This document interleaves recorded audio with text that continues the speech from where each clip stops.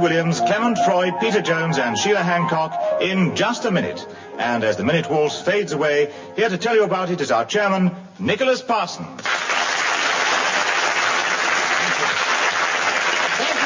Hello and welcome to Just a Minute. And as you've just heard, we welcome back to take the fourth chair, or the ladies' chair as sometimes referred to, Sheila Hancock. Sheila once again is going to pit her wits and knowledge and ability against our three regular male competitors of Just a Minute. And they're going to try and speak, if they can, for 60 seconds on some unlikely subject without hesitation, without repetition, and without deviating from the subject on the card. So let us begin the show this week with Kenneth Williams. Kenneth, can you talk about traumatic experiences for 60 seconds, starting now? It is extraordinary how this clinical word has now crept into what we all know as current usage. It was, strictly speaking, the province of doctors that this word was in before. But now... Sheila Hancock has challenged you. Repetition of word? Yes, we've had 2 words, I'm afraid, Kenneth. So I agree with Sheila's challenge for repetition, so she gets a point, and the subject of traumatic experiences, and there are 44 seconds left, Sheila, starting now. The first, and I suppose one of the greatest traumatic experiences you can have, is birth. What a terrible shock it must be to come out of all that coziness into this great big frightening world. And it's no surprise that you spend the rest of your life in a state of total shock.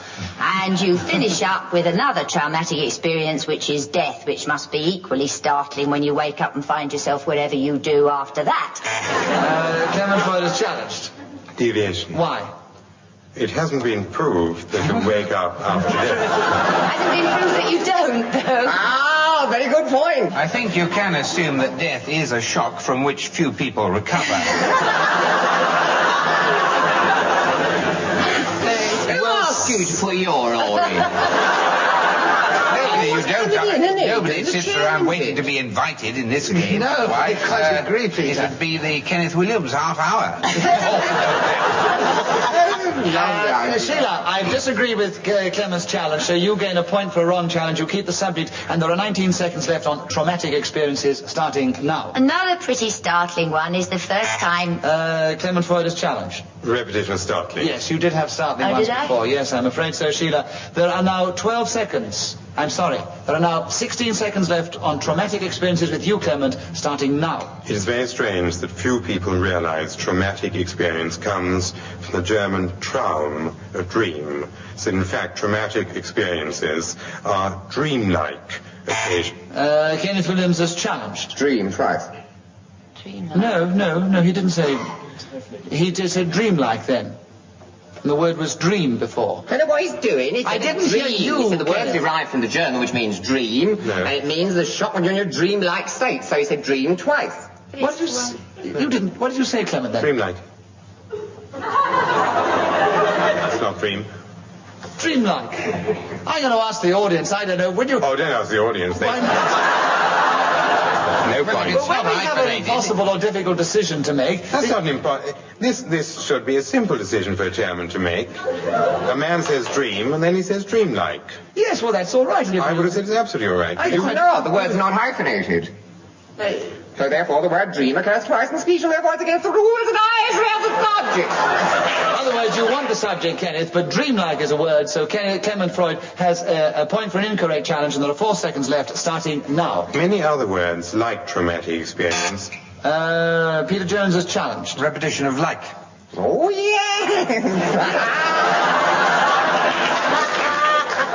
Well, if he didn't repeat dream, he must have repeated like. No. He had dream and dream-like. Now, I know it's a very difficult decision, and I know you've got laryngitis, and I know you're afraid you may get a lot of letters, but it is unquestionably my point. And I am in the lead.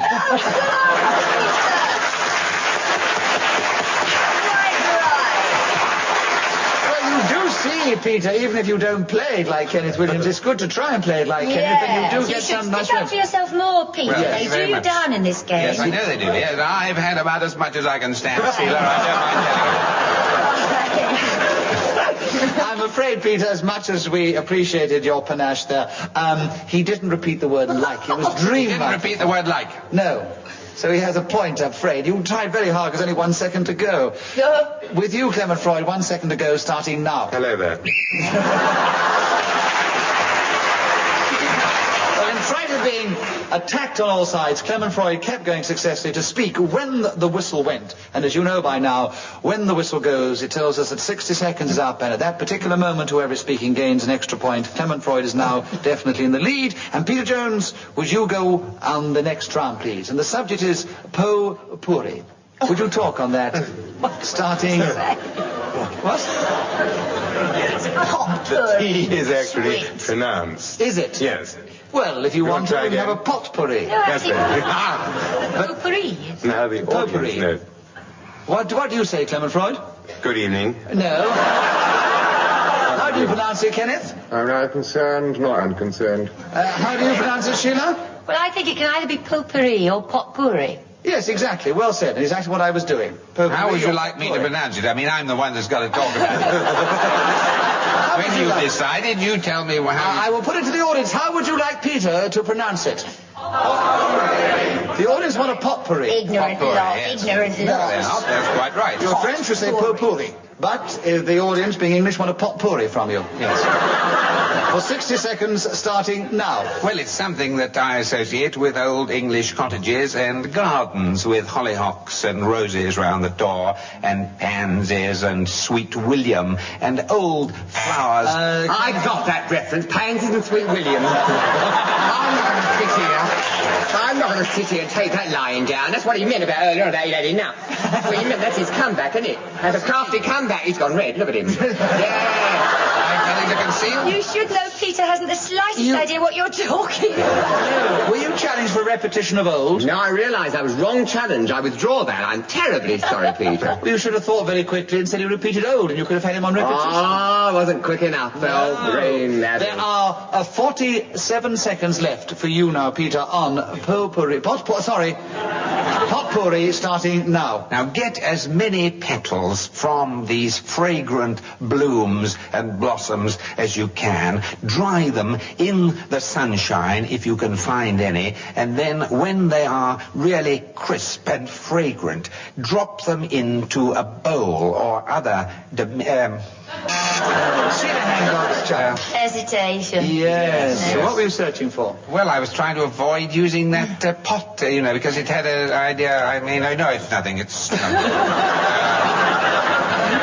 I think you because you said potpourri. I'd imagine keeping all these things in a pot, you think, wouldn't be right at all and wouldn't provide the right odor. I said it In fact, I wish I hadn't ever had anything to do with it at all.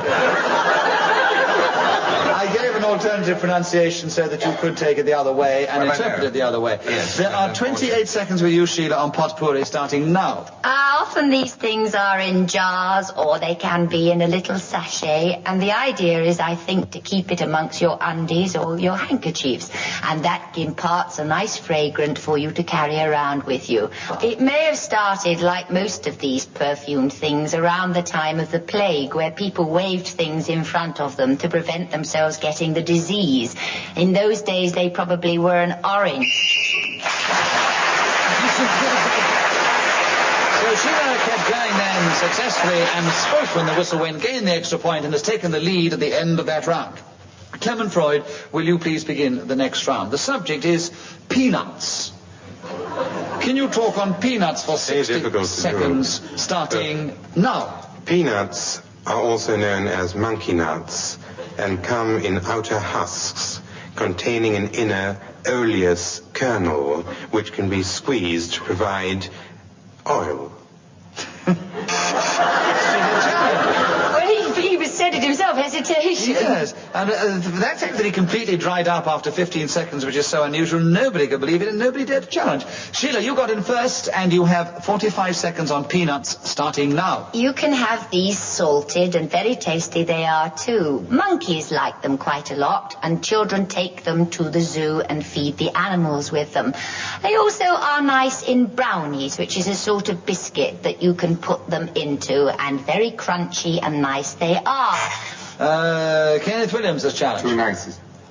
Yes, it was too nice. There are 27 seconds on Peanuts now with you, Kenneth, starting now. This is a stinkingly uninspiring subject. All I can say is when you get it into your mouth... Clement Freud is challenged. Deviation from Peanuts. Eh? This is a stinkingly unexciting subject. It has nothing to do with peanuts. The subject is Yes, it is Peanuts, and he said this is a stinkingly Inspiring subject. So, Kenneth, you have a point, and you have 23 seconds on Peanuts, starting now. Oh, what an itching under me wee plate. She cried as a bit of the nut got lodged there. And I said, what's for tea? Oh, the rose on toast for you, she said, my man. I said, but after Peanuts, do you think it goes? Oh, you could have them. Sheila Hancock is challenged. You could have them. Repetition of ooh. That's how she talks about Oh, you fancy the people That's how she talks. Stuffed olives, got a good peanut. Oh, there you go again. Yes. Charles does that. Yes, well, if you're going to go like that, you're going to impersonate her, then it is a repetition because there was too many O's, and there are 4 seconds now with you, Sheila, on Peanuts, starting now. It's also a rather attractive little strip cartoon fella. Sheila Hancock again was speaking when the whistle went, so has increased her lead at the end of that round. And Sheila, we'd like you to begin the next round, and the subject is a bad night. Can you talk to us about that? Yes, the mind begins to move. It's a dodgy one, isn't it? Yeah. A boggle-minding one. A mind-boggling one, I'm sorry. A boggle-minded chairman is talking about a mind-boggling question. A bad night, Sheila, 60 seconds starting now. A bad night starts with Ellie Jane being difficult about going to bed and carries on from there. When I've eventually hurled her into her room, I go down exhausted and I've run out of scotch. And then I sit there and watch pretty abysmal television, which invariably is myself, and I go to bed. Kenneth Williams is challenged. Oh, yes, deviation. How could it invariably be herself that she's watching It's on invariably television? We're to abysmal. assume that she's got domination over every channel, are we? I'm invariably watching myself. I meant Invariably. Not what you meant, what you said, my girl. Shut your mouth. Shut your mouth, every word. Shut your mouth for a bit. You said enough for a moment. I beg your pardon. She was very all the way from King's Cross. We talked to you like that. I thought you'd moved. Oh, just kick me as you passed. All the way back to platform 7. Yes, lovely Kenneth, manners on I this know that show. Sheila was embarrassed when she talked about abysmal television, so she tried to cover it up by saying it was invariably herself that was abysmal. And I maintain that when I felt that she was conveying that it was herself that was abysmal, and though she was being modest and not the television was abysmal, therefore she keeps the subject, and there are 37 seconds Are you forward with this. implying that I am abysmal by listening to No, I think I'd rather you were implying wanted that you were being extension. modest, Sheila. So you have 37 seconds on a bad night starting now. Then I get up to my... Kenneth Williams is challenged. Meditation. I was Sheila drawing has breath. 36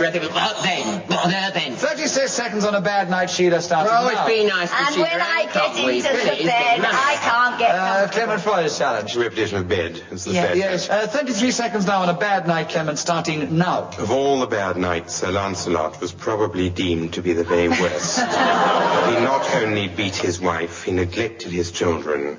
He paid lip service to his king without ever doing the sort of things that would... Kenneth Williams is challenged. Yes, I agree. So 19 seconds now left on a bad night with you, Kenneth, starting now. And Arthur said to Guinevere apropos, Lancelot, thou shouldst cling to me and claim me thine, not his, nor another's, but thine own. Clement Freud is challenged. All those signs. Yes, there was too much dining there. O's for the Scots, Come on, Nick, come on. 6 seconds for you, Clement, on a bad night, starting now. Tuesday, the 28th of February, 1846, was deemed by many to be a bad night.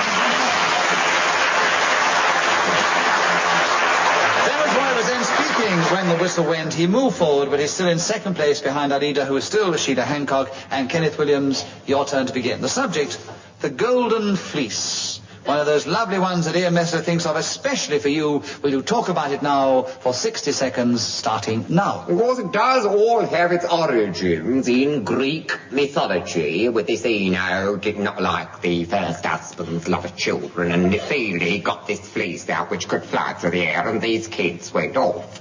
But one fell off Elis, after which the Hellespont is named. Also, the Golden Fleece is one of the grandest of the European chivalric titles instituted, I recall, by Philip Le Bon, for the benefit of you ignorant fools, Philip the Good. Clement Freud has challenged you. I said you're ignorant fool. That's my failing, wasn't it? That was my very failing. In trying to be clever, I undone my own natural work. Yes. Clement Freud, you challenge. I really want The repetition of Philip. Yes. I should have said it twice. It's absolutely because 25 seconds with Clement Freud on the Golden Fleece, starting now. If you drive along the A12 in the direction of Yarmouth, you will find a public house on the left-hand side of the road called the Golden Fleece. The licensing hours are 11 a.m. till 2:30 and 5 in the afternoon until 10 at night. And the landlord's wife is called Rosie and makes pork pies. Peter Jones has challenged. Why? Hesitation. He couldn't remember what she made. Very, Oh, I don't think he really hesitated, Peter. Well tried, but bad luck. 6 seconds on the Golden Fleece, still with you, Clement, starting now. Ham sandwiches, turkey crackers, cheddar cheese, and pickles. Peter Jones has challenged. Hesitation. Yes, I agree that time, Peter. 2 seconds with you, Peter, on the Golden Fleece, starting now. It's at Whitney in Oxfordshire. this pub.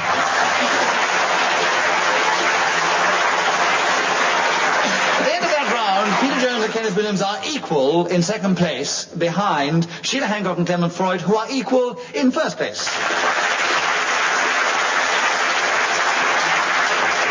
And Peter, your turn to begin. The subject, pawnbrokers. Would you talk about that one now for 60 seconds, starting now? Well, of course, there is a great deal more porn about now than there has been for a long time. You read about it in the newspapers, you see it on the hoardings and in the magazines, on bookstalls and elsewhere. Photographs outside cinemas. Kenneth Williams has challenged. Why? deviation. The word is pawnbrokers. Yes, but he's taken the porn and about the pornography that is people... There are no brokers in porn. Yes, but you could, maybe. colloquially There's enough of speaking, it. a person who sells pornographic material is a pawnbroker, and he's to be complimented on taking it away that nobody in the audience thought about. So, Peter, you have 43 seconds on pawnbrokers starting now. If it goes on increasing at this rate, then I suppose we may well have pawnbrokers to cope with it in the future. But I wouldn't like to see this, because to me, the ideal type of pawnbroker is the one who has a shop with 3 balls outside it. And he sells things from this shop. He also takes from people, customers who come, in exchange for money, objects which they sometimes value and sometimes have a... Clement Freud is challenged. Repetition of sometimes. Yes, 11 seconds now on pawnbrokers with you, Clement, starting now. There are streets in the City of London, and especially in the East End, where pawnbrokers proliferate. Anyone who has anything of any value... Kenneth Williams has challenged. Anything of any... No. Anything of Anyone any value. who has Anything is one anything. word, and any value is 2 words. So, That's alas, it. you didn't get in just before the whistle, Kenneth. And Clement has half a second on pawnbrokers starting now. And redeems it. Clement Freud has now gone into a definite lead at the end of that round. And Clement, your turn to begin. And the subject, dressing.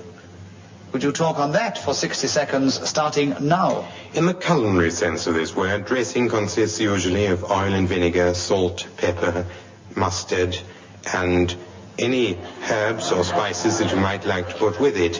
But dressing in the more usual sense consists of putting on your knickers. Peter Jones, a challenge. I don't think we can accept salt as a dressing. You know, it certainly does So enhance what's the your flavor. challenge, Peter? Deviation. Why? The salt Because, isn't a dressing, but didn't he establish that it was part of a dressing that he was making? No. Dressing, No, he said... Did he? Yes, Yeah. you did. I'm Oh, afraid. well, I'm terribly sorry then. How embarrassing for me. I don't think it's embarrassing. We love to hear from you whenever you want to come in, Peter. Oh, well, that's...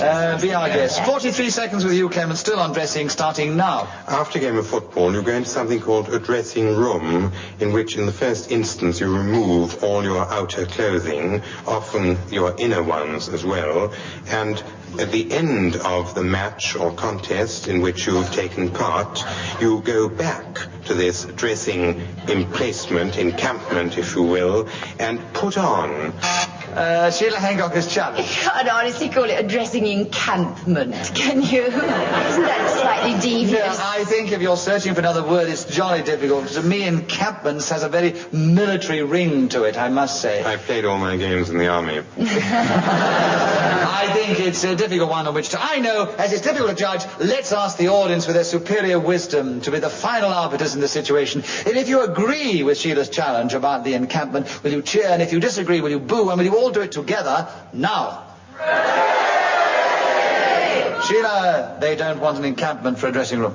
So there are 19 seconds left for you, Sheila, on dressing, starting now. Well, I don't wear anything in bed, so I get out, and the first thing I do is put on me pants. I wish I'd never started this. And then I put on me dress. Afterwards, I possibly wear shoes. And Peter Jones, your challenge. I don't wear one. Hesitation. Yes, Yes. you're all being Well, obvious. once I Actually, I think they were letting you go in to see how you dressed, actually, Sheila. Yeah, I naturally, bitterly yes. regretted it directly I started. I know, and you paused all the time, but they were going to hear all about your your dressing. But the idea of you putting on your pants and then your shoes, I must say, that was a lovely. Especially in the cold weather. Peter, you got in first, so you have the subject of dressing, and there are only 2 seconds to go, starting now. Dressing is something that society... So Peter moved forward at the end of that round, but he's still in third place, just behind Sheila. Sheila's behind our leader, who's still Clement Freud, and Kenneth Williams, your turn to begin. And the subject, my testimonials. And you talk on that subject for 60 seconds, starting now. Mine are pretty chatty and very dusty. My agent representing me for professional appearances and the like got them out the other day and said, have you seen these lately? I said, oh, gracious me, a certificate for acting. Where'd I win that? He said, well, it wasn't the Mabel Temmerley Award. She was always going around giving it away. I said, oh, do you ever have occasion to produce these things? Oh, yes, he replied. Various organizations that set themselves up as statutory bodies governing the standards laid down in various professions. Clement Freud is challenged. Why? Repetition of various. Yes. Various bodies and various professions. That's right, Clement. So you have 15 seconds now on my testimonials, starting now. And as the footman walked down the path on the way out from the castle, he thought to himself, if I had had a better education, I would have got that job. This is one of the oldest stories about testimonials, the beginning of which is so filthy that I'm unable...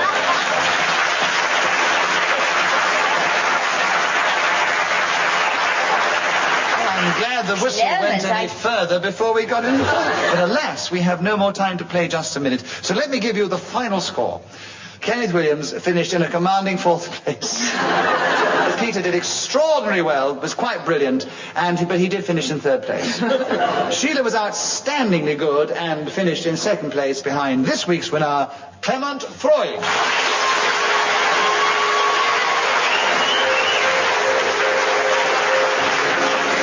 You've enjoyed this edition of Just a Minute, and from all of us here, goodbye.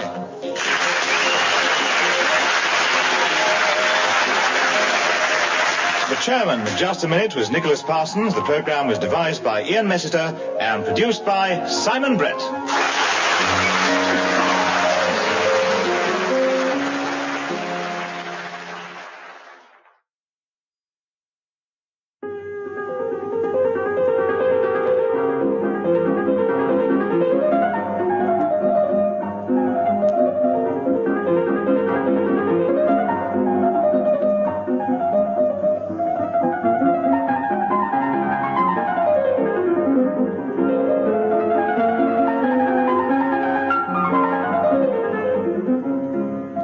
present Kenneth Williams, Clement Freud, Peter Jones and Amy MacDonald in just a minute. And as the minute waltz fades away, here to tell you about it is our chairman, Nicholas Parsons.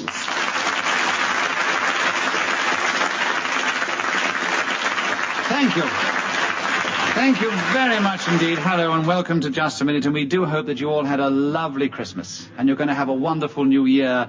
And we've got 4 wonderful players of Just a Minute here who, full of turkey, I can see it. It's coming out of Kenneth Williams' ear holes, it's dribbling down Clement Freud's chin, and it's sprouting out of Peter Jones's, and Amy MacDonald is looking as slim as ever. I'm going to ask them all to speak, if they can, for just a minute on some unlikely subject, or it might even be a topical one, without hesitation, without repetition, and without deviating from the subject on the card. And we're going to begin this show with Peter Jones. Peter, Silent Night. Can you talk on that for 60 seconds, starting now? Well, it wasn't very, because there was so much noise. Children running upstairs and people trampling round in the bedrooms and in the... Peter, Amy MacDonald is challenged. Why? Deviation, because he's talking about a noisy night.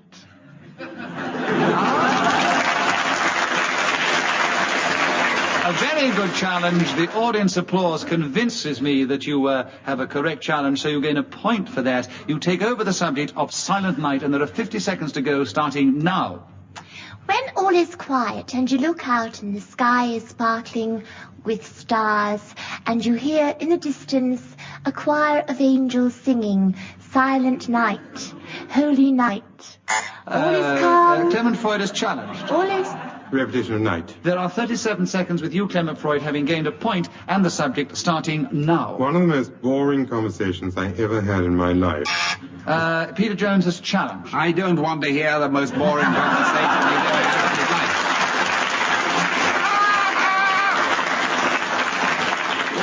Unfortunately, if you're in just a minute and wish to talk about the most boring conversation you've ever had in your life, we are forced to listen to it, because as long as he doesn't deviate from the subject on the card, he gets a point for a wrong challenge and keeps going with 33 seconds left, starting now. Was with a deaf and dumb Scottish baronet called Sir Hamish McConaughey.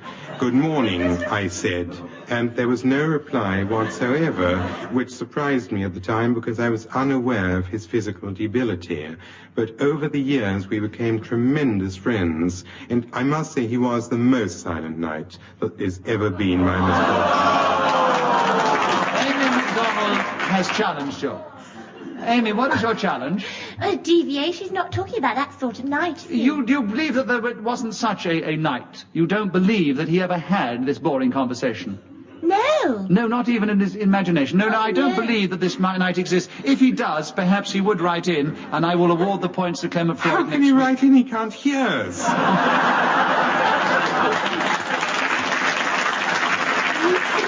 That's why I knew I was safe, Clement, in giving Amy MacDonald a point and the subject with only 10.5 seconds to go. Amy, Silent Night, starting now.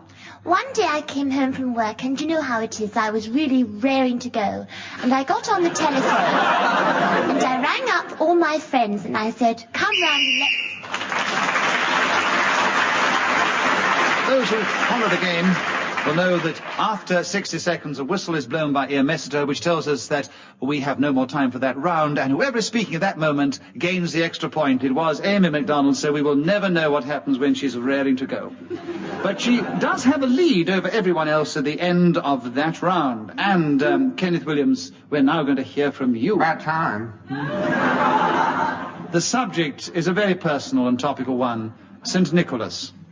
St. Nicholas... 60 seconds with you, Kenneth, starting now. Well, as Clement Freud will enlighteningly tell you, he was a German, and the hair shirt which he habitually wore was found in the end to have become parasitical to the flesh. That is to say, it was actually growing on him. Who Oh, they cried. What an offensive odour.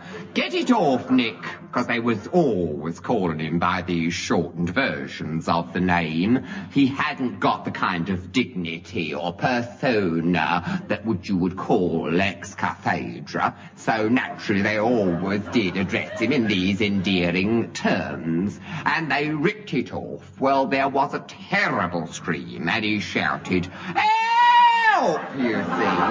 Actually, his words were aidez-moi, because he used the French version, you see. Clement Freud is challenged. Why? Deviation. Why? Well, if he was a German... He couldn't have been...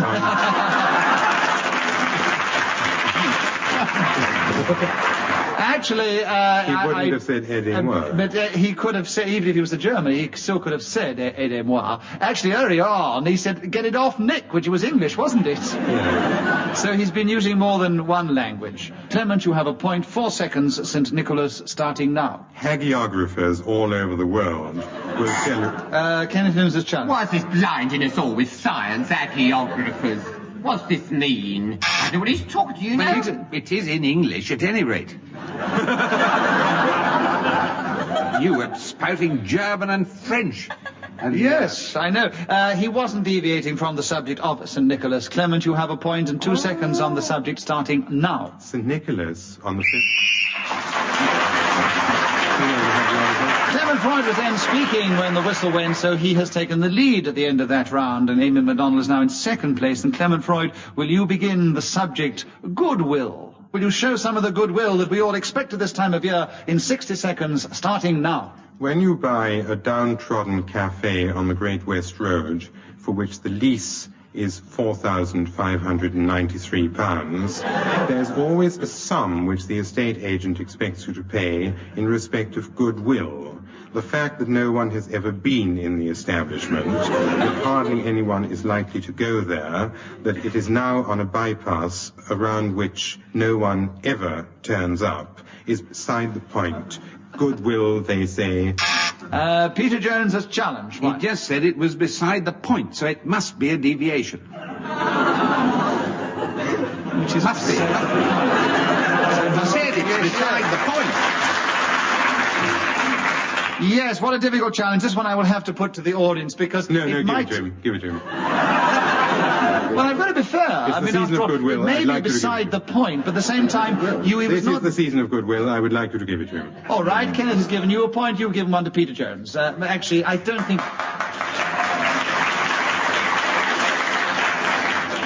think you've altogether given it to him because I think it was a very, very good challenge. There are 30 seconds, Peter. Goodwill starting now. I always think of my son, whose name is William, and we call him Will. I don't know whether he's good or not. Probably he isn't. At least. Kenneth Williams, a challenge. Yes, if he said he's not good, then why call him goodwill? I mean, it's ridiculous. The whole thing is ridiculous. Yes, far-fetched, tendentious. Yes. Tendentious indeed. Yes. And therefore totally Hesitation. alien to the spirit of goodwill, which is what we're discussing. I agree with that. Nice. So you have... Lovely chairman, beautiful fellow. What a change. 23 seconds on Goodwill with you, Kenneth, starting now. This is the true reciprocity of human understanding. When we say, "Oh, lovely to see you, have a cup of tea and an aspirin," we are not plugging anyone's trademark. Oh, no. We are doing what in England has become habitual when we want you to unbend, unwind, let your hair down. Kenneth Williams was then speaking when the whistle went, so he gained the extra point and he moved forward into third place ahead of Peter Jones, Amy in second, Clement leading, and Amy MacDonald, your turn to begin. And the subject, how I boiled my Christmas pudding. Would you talk about your Christmas pudding and how you boiled it for 60 seconds starting now? I got all my ingredients and I placed them on top of the working top. And then I made sure my hands were clean and kneaded them all together in what is commonly known as a basin. I added a few spices and herbs, etc. And then I loaded the Clement whole... Freud is challenged. Oh, Why's your challenge, Clement? Deviation, you can't put herbs into a Christmas pudding. Clement, of course, you probably don't put herbs in, but it's perfectly possible to put them in. And Amy MacDonald obviously isn't Not such a good... herbs. Not herbs. Amy MacDonald is not such a good cook as you are, and if she puts herbs in her Christmas pudding, I just hope she doesn't ask me round to have some of it. But she wasn't deviating from the subject, so how I boiled my Christmas pudding, Amy. 40 seconds to go. I forgot that Clement was a cook, actually. You shouldn't have given me that one, you see. Why? Well, he obviously knows more about it than I do. I know, but then he challenged you, and you got the Everybody. point, so I wouldn't worry. 40 seconds still with you, Amy, starting now. When I've got it all in the bowl, I mould it into a great round lump. Then I get another basin, a tin one. Clement Freud is challenged. Why? Basin, yes. The rabbit in the basin. Oh, yes, what a pity. I want to know what you did with all this. Remind me not to accept that invitation round your cooking, will you, Amy? Right, 30 seconds with you now, Clement, on how I boiled my Christmas pudding, starting now. There's a woman in Stratford St. Mary who boiled her Christmas pudding and became blind. I wish to know nothing of that because the way I boil my Christmas pudding is the only authentic way. You get... Peter Jones. Repetition of way. So Yes. the way I do it is the only way. That's right, yes. Apart from being rather an arrogant remark, I thought...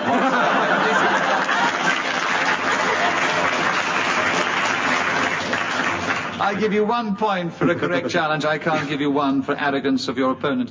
There are 18 seconds on how I boiled my Christmas pudding, Peter, starting now. Well, it is in the past tense, you notice, so I can describe the act of putting the saucepan on the gas stove with a portion of water in it, which has to have bits of metal to keep the basin from hitting the base of the pan. Now...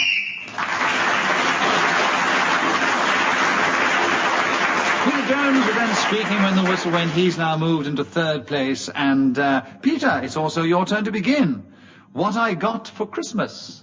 Can you tell us what you received for Christmas in 60 seconds, starting now? Well, it was something that I'd been looking forward to getting for a very long time. And my wife and friends and relatives were all anxious for me to receive this gift. Now, it was supposed to be a surprise. And when I went to sleep on Christmas Eve, I had no idea that this was in store for me. Now, you understand that the relatives who journeyed from all corners of these islands to our house for this occasion were also in the dark, because the parcel which contained it was under the stairs, and we kept it a secret because the unveiling ceremony, which was due to be held.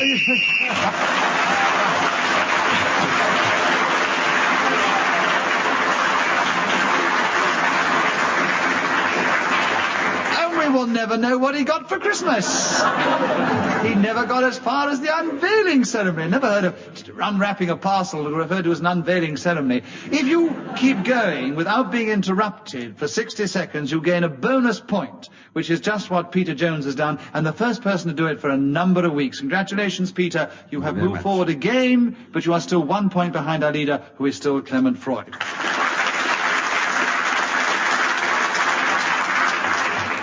Kenneth, will you begin? Party games.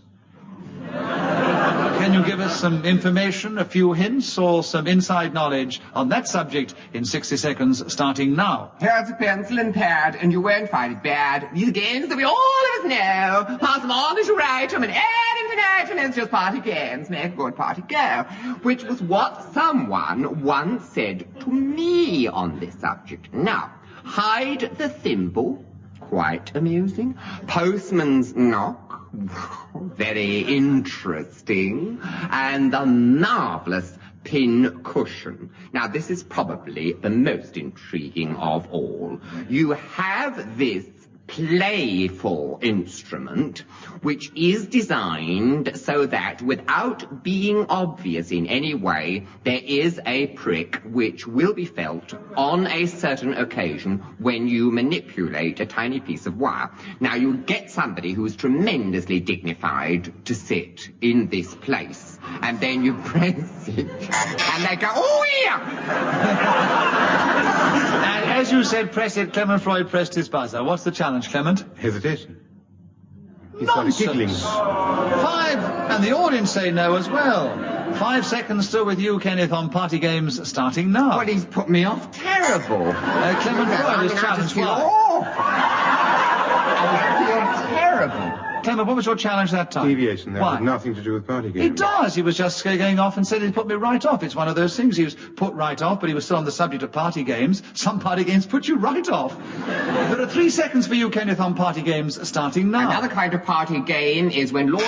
Peter Jones has challenged. Why? Repetition of another. He said another earlier on when he was describing the second That's game. perfectly correct, Peter. You have 2 seconds on Party Games starting now. Get in a circle and... Peter Jones was then speaking when the whistle went. He's now taken the lead over Clement Freud at the end of that round. Amy MacDonald and Kenneth Williams only a little way behind, equal in 3rd place. Clement Freud, your turn to begin. Pick-me-ups. We have to have a question about food or drink for you, Clement, and this is obviously a topical one. Will you talk on it for 60 seconds, starting now? Having had a particularly bibulous Christmas, I went to a doctor who said, open your mouth, put out your tongue, and he then looked at it and said, if I were you, I wouldn't put that back. Left me in a particularly distressing situation, so the following day, I decided to partake in a small exercise. My butler and I went into the withdrawing room, where each of us had a bottle of whiskey, which we drank, after which he went out and knocked on the door, and I had to guess who it was. This needed to pick me up a very strong kind, and Worcester sauce, raw egg, Tabasco, red pepper, cayenne, salt, lemon juice, and vinegar were suggested to me but rejected almost immediately and out of hand, because sterner and stronger stuff was quite clearly required before I would regain the equanimity with which I faced life in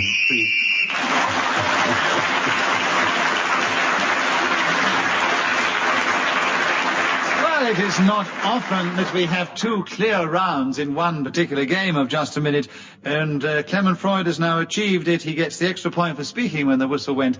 Amy MacDonald, we come to you now, still on the same Christmas thoughts, taking down my decorations. Will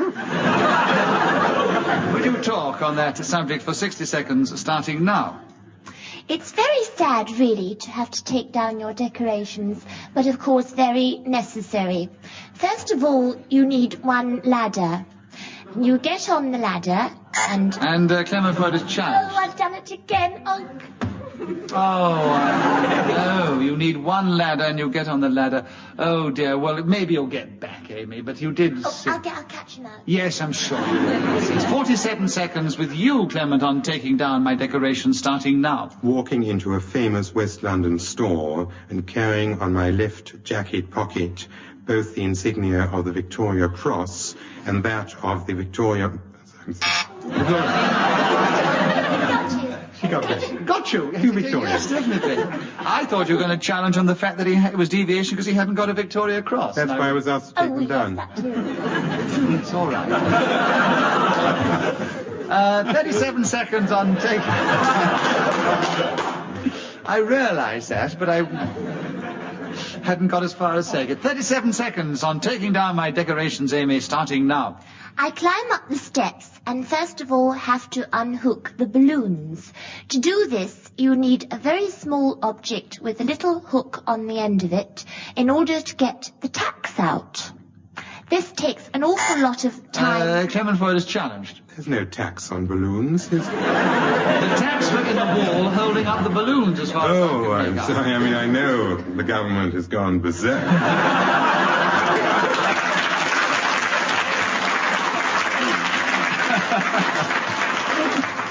Oh, they're bad luck, Clement. Amy, you have a point, and you have 22 seconds for taking down my decoration starting now.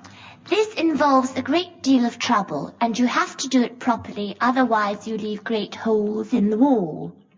Then you have to take the other bits of decorations, which are all over the place, and you really can't be bothered. It's the last thing you want to do, it really is.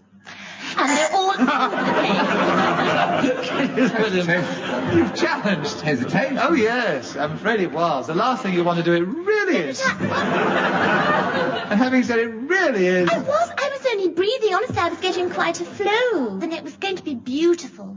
It was. We loved the pause. It was beautiful, but I'm afraid you mustn't do it quite so long in just a minute. So I agree with Kenneth's challenge. He has 4 seconds on taking down my decorations starting now. Don't cause me any trouble at all. I leap into the air, grab them, and rip them all off. Kenneth Williams was then speaking when the whistle went. He's got an extra point. It's still very, very close. Kenneth, will you begin? Where I put my Christmas cards. Would you tell us something about it in 60 seconds starting now? Here's your Christmas greeting like a clarion call. If you do not like it, stick it on the wall. Once written on something sent to me. I actually did obey this injunction, and on the aforesaid place it was put. So, when later on the sender of this quite impudent message called, he did witness the act. I said, "Isn't it lovely there? It seems to suit the decor," because it was black and white. He said, "Yes, do you know it's after Beardsley?" I said, "Really? Is it? What's it actually depict?" He said, "The woman's with this little dog." I said, "Is it really a dog?" Oh. Repetition. Of what? Dog. Yes, and there was a lot I of... didn't actually say the word dog. No, but you did say he said a number of times. I let you get away with it, Kenneth. There are 6 seconds for where I put my Christmas cards, Clement, starting now. Whenever I get a Christmas card, I add my name to the bottom and send it to the next man who sent me a similar Christmas card.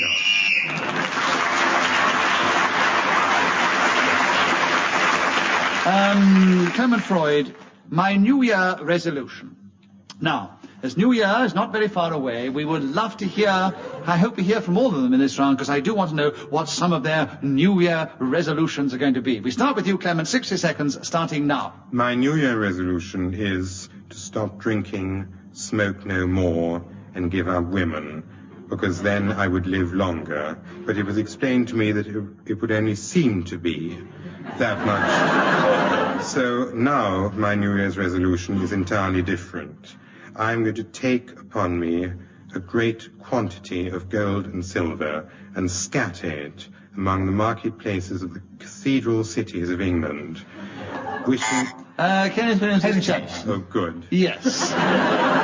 Kenneth, we have 30 seconds on my New Year resolution starting now. My New Year resolution is genuinely going to be to try to remove from my personality any malignance or wickedness. Clement Freud is challenged. Why? Deviation. There is no malignance or wickedness.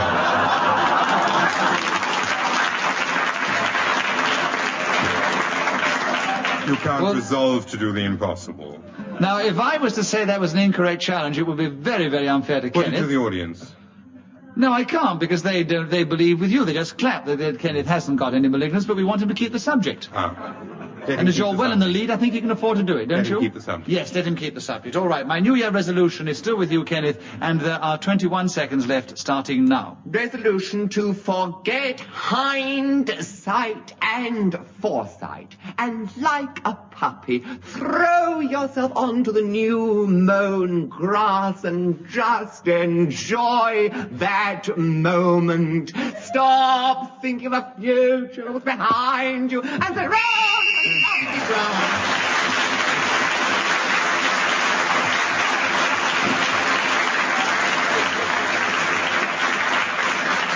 Well, Well, Kenneth Mills was then speaking when the whistle went, and speaking to good effect, so he gained a point which the audience applauded. By the way, just very briefly, Amy and Peter, have you got a New Year resolution you'd like to pass on? No. All right.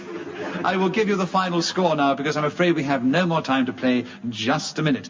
Amy MacDonald this time finished in 4th place. She was just 2 points behind Peter Jones, who was in 3rd place. He was 2 points behind Kenneth Williams, who was in 2nd place, who was 2 points behind this week's winner, Clement Freud.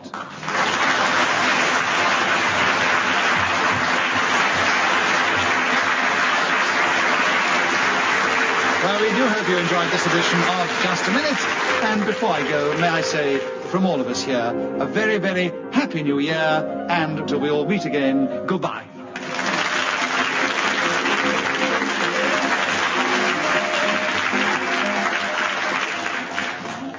The chairman of Just a Minute was Nicholas Parsons. The programme was devised by Ian Messiter and produced by David Hatch.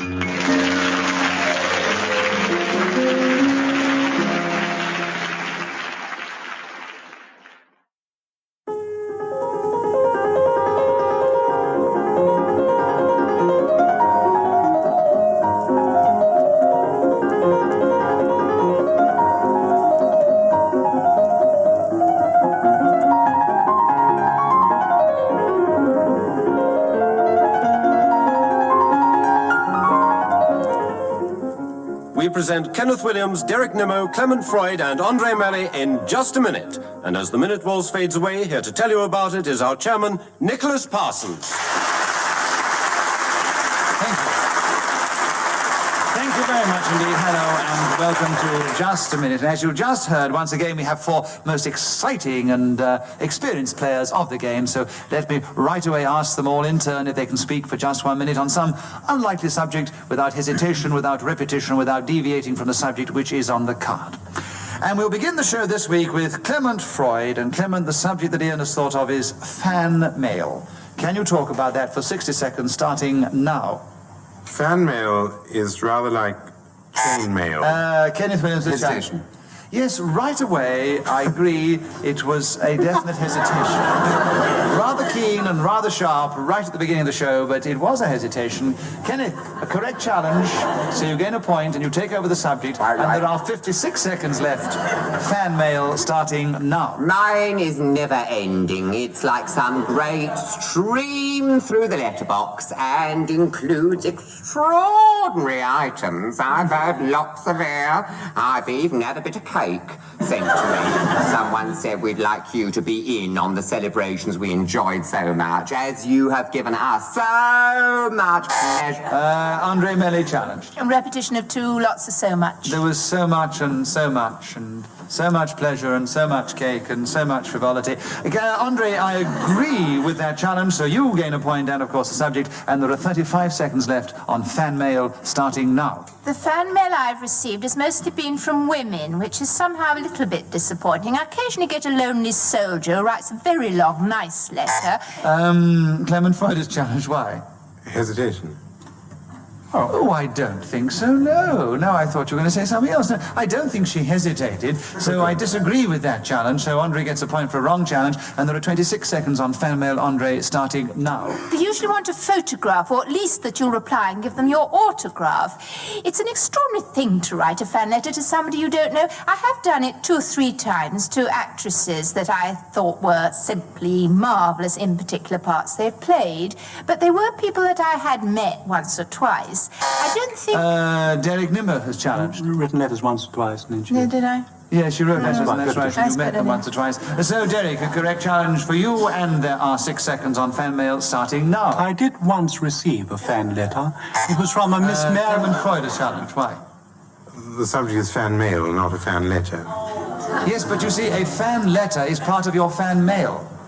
So that was an incorrect challenge. I disagree. Again. Derek has... You tried to get in very clearly before the time. I tried to challenge. And so it was a good challenge. But I disagree with it. So there are 4 seconds on fan mail with you, Derek, starting now. One of the most enjoyable things on long summer evenings is to shove a shilling stamp on a little Chinese fan, put in the letterbox. After After 60 seconds, in Mexico blows a whistle that tells us the time is up, and whoever is speaking at that second gains the extra point. It was Derek Nimmo who's got a commanding lead at the end of the first round, and it is so nice in the first round of the show to have heard from everybody for once. Derek, we'd like you to begin the next round. The subject is anything I like, and would you talk about anything I like for 60 seconds starting now? Anything I like is really rather a comprehensive question to be given to one, isn't it, really? Because I think I could talk about... Clever challenge. Why? Deviation. Why? Well, it's not. It's an answer. A comprehensive question to be given to one. Yes. You're asking me to speak about him. That's surely. Yes, but you're quite... It's a clever challenge. Is it? Anything I like. Remotely clever. I was rather boring. Rather dreary, like most of his challenges. A comprehensive question, deviation. It is not a question. It is a statement. It could be an answer, as Clement said. Clement, I agree with that challenge. So you have 53 seconds on anything I like, starting now. Of all the things I like, and the subject anything I like is surely permitted to embrace this, Derek Nimmo is probably my favorite thing. I was going to say I prefer him to cats, bicycles, and metronomes. Kenneth Williams, Hesitation, you're going ridiculous. It's going as slow as you go sometimes, wasn't it? No, I'm always very fast on this game. People always say to me after that, how you talk so quickly? It's quite incredible.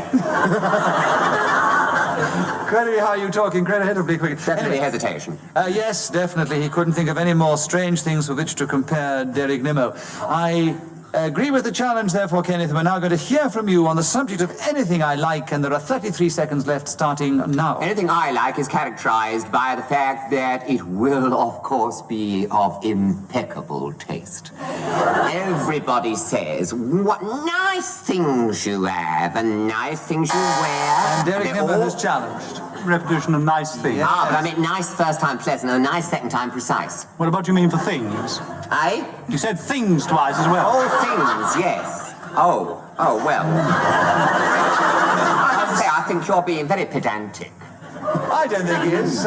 You'll be very repetitious. No, I agree with it, Charlie. I will give you the first challenge, which is the one I'm supposed to accept, which was nice. And there are 20 seconds left for you, Derek, on anything I like, starting now.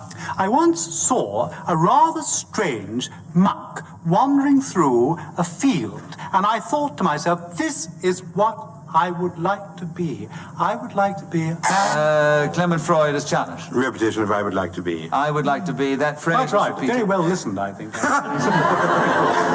Not very sportingly given away, though, Dave. All right, there are 8 seconds on anything I like, starting now. A fish finger on a summer's afternoon. Sitting in the cricket pavilion.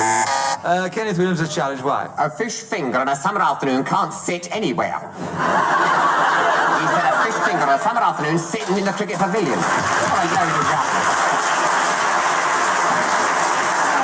Sit or stand, poor thing. You're got quite no right, animation actually. in it, is it? I did think he was going on to say that it wasn't the fish finger that was sitting in the pavilion, and he was going on like that. But get out of it. Don't try that. I'm sure that's what he was going to say. Yes. But as it was such a lovely challenge, I think we'll give you the benefit of the doubt, because we love to hear from you. And Clement, for once, is in 4th place, which has never happened. So we'll be a little tough here on Clement, because I think he was going on with something else. Give you the subject with 2 seconds to go on anything I like, starting now. Anything I like has got to be... Kenneth struck a chord there which brought applause from the audience, not only for the thought, but also the fact he was speaking when the whistle went. And Kenneth Williams, your turn to begin. Forget-me-nots. Can you talk about forget-me-nots for 60 seconds, starting now? Well, under the botanical name, I think they're myosotis. They're very pretty little things, and I must say, you know, this idea of the token meaning that you will not forget the person who gave them to you is beautiful and rather charming, and could be said to be almost adumbrated to the idea of consolation. And perhaps there in that tribute lies the very thing for which we are all searching on this road to which we...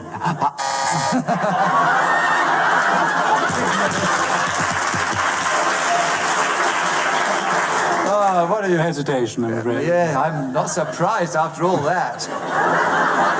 Hesitation and dry up. So anyway, he searched down his road and got lost. Derek, I agree with your challenge, and there are 28 seconds on Forget-Me-Nots starting now. The bowline, the reef, and the clove hitch are some of the knots that I would most like to forget. Williams. The subject forget-me-nots is hyphenated, so we can't have knots. Well, actually, Kenneth, we do, I think we have established in the past that you take what you hear, not... No, forget-me-nots are flowers. You can't talk about reef knots and No, sheep knots no, and it's what granny you knots. hear. Otherwise, we'd all gone about our granny, couldn't we? Or about flowers. That's exactly what Derek is doing. How is your knots on the card spelled? Doesn't matter, it's how it sounds. Is it?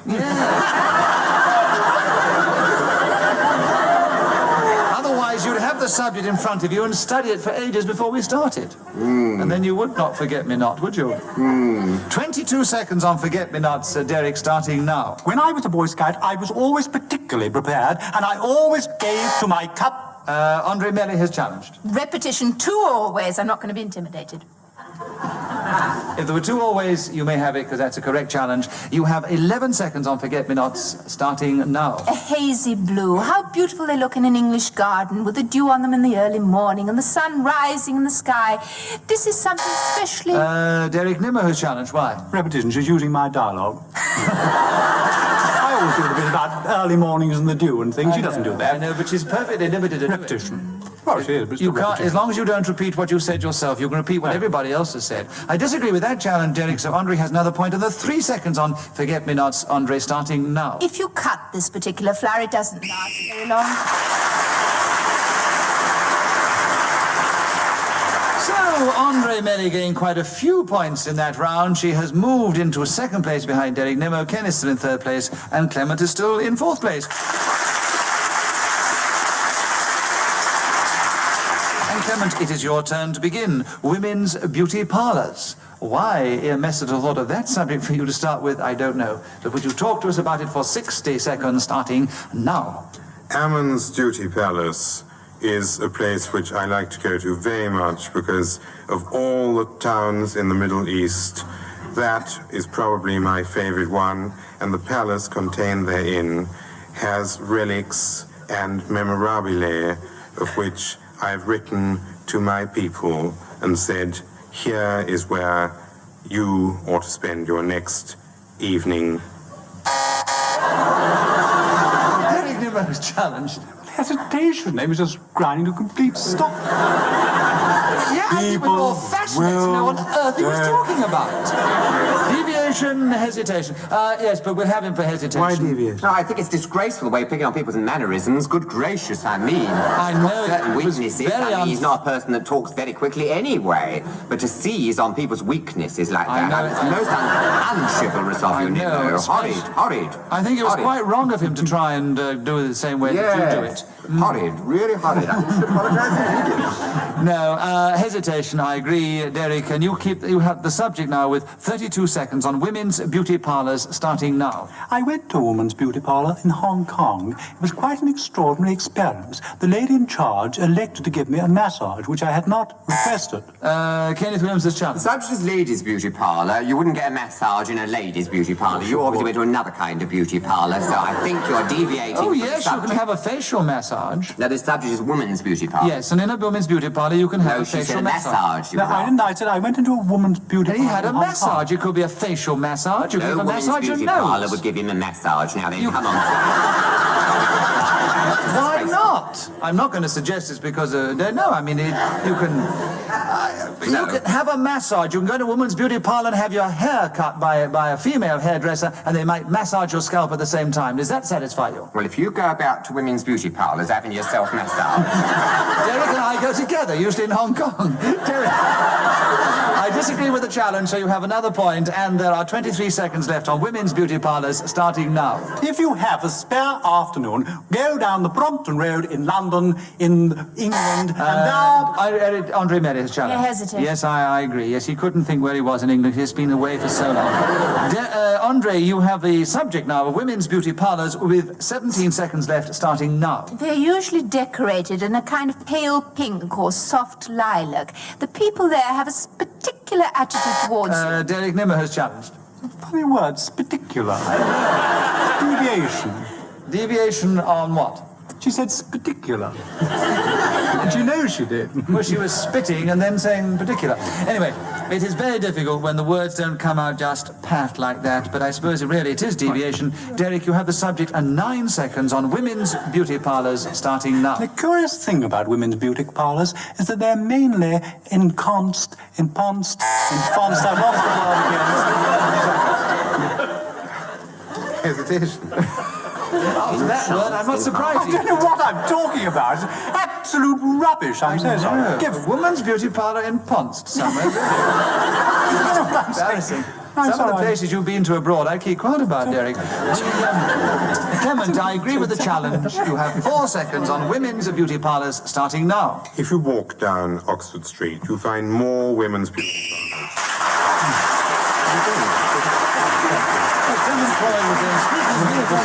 So he now has leapt forward to 3rd place alongside Kenneth Williams. Andre still in 2nd place. Derek's way out in the lead. Andre, your turn to begin. Enjoying myself. Can you talk on that subject for 60 seconds, starting now? I can enjoy myself up a mountain, down fairly low in the bottom of the sea, or in a very hot bath. That's one of the really nice places with lots of expensive soap and... Kenneth Williams. Hesitation. Yes, she got in that bath with the soap and it all went. She enjoyed herself too much and she dried up. There are 46 seconds on enjoying myself, Kenneth, starting now. Enjoying myself is always accompanied by terrible feelings of guilt because one realizes that this very activity is, of course, indulgent. And the Christian ethic tells us that this is sinful. Well, of course, again and again. Clement Freud is challenged. Repetition. What? Of course, again and again. You pick. All right. I give it to you, Clement, and you have 31 seconds on enjoying myself, starting now. I had a Latin master who said that enjoying yourself was an evil. On no account, he said, must... Kenneth Williams... He said? Yes, I'm afraid so.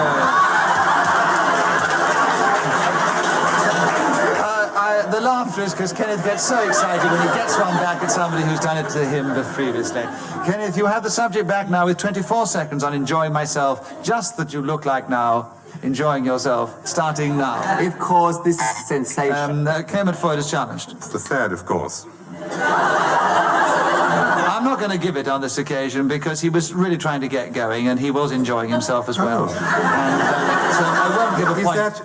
When you try to get going, it doesn't matter what you do. I'm not going to give any of you rulings. I'm just going to be generous. This is fascinating. How dare you challenge the chairman of the game? I mean, it's blatant, isn't it? It's just blatant. I mean, we must have authority, Clement. You cannot fly in the face of authority. Kenneth Williams was enjoying himself, and the audience, therefore, enjoying themselves. I'm just not going to count anything for that and say he starts again, and there are 23 seconds left, starting now. Well, of course... Oh,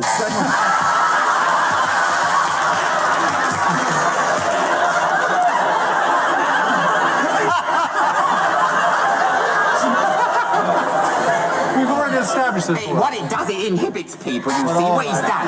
He's done that. Look, but the point is, if I can't give it to Clement Freud, I can't give it to Andre Melly, who challenged him, so off you go again, Kenneth. 20 seconds left, starting now. Throwing one's legs in the air on a wet lawn and lying in a bath perfumed, or standing in the sunlight at an open window, looking across to fields and smelling new mown hay.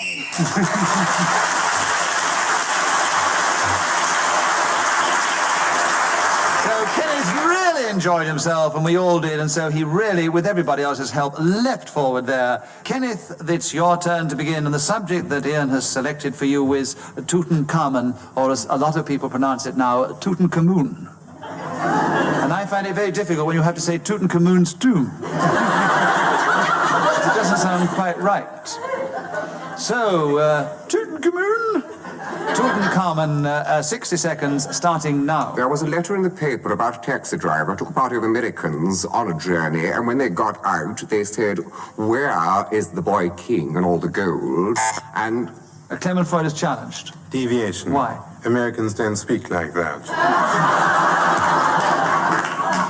I know, is the boy but king. he was actually not. He was not doing. He didn't establish he was doing an impersonation. He established to me Thank he you, was Nicholas. only Thank saying. you. Quite right. Thank you. He was saying what the Americans said. Exactly, I mean, after all, not giving a performance. Exactly, and because if they'd been speaking, if they were Italians, if they were Italians and he'd done it in Italian, it would have been very difficult, wouldn't it? Because he doesn't speak Italian. Not for Yes, that's right, Nick. No. So I disagree with the very tough but clever challenge. But there are 50 seconds for you on Tutankhamun, Kenneth, starting now. And it transpired that they were at Tutankhamun because their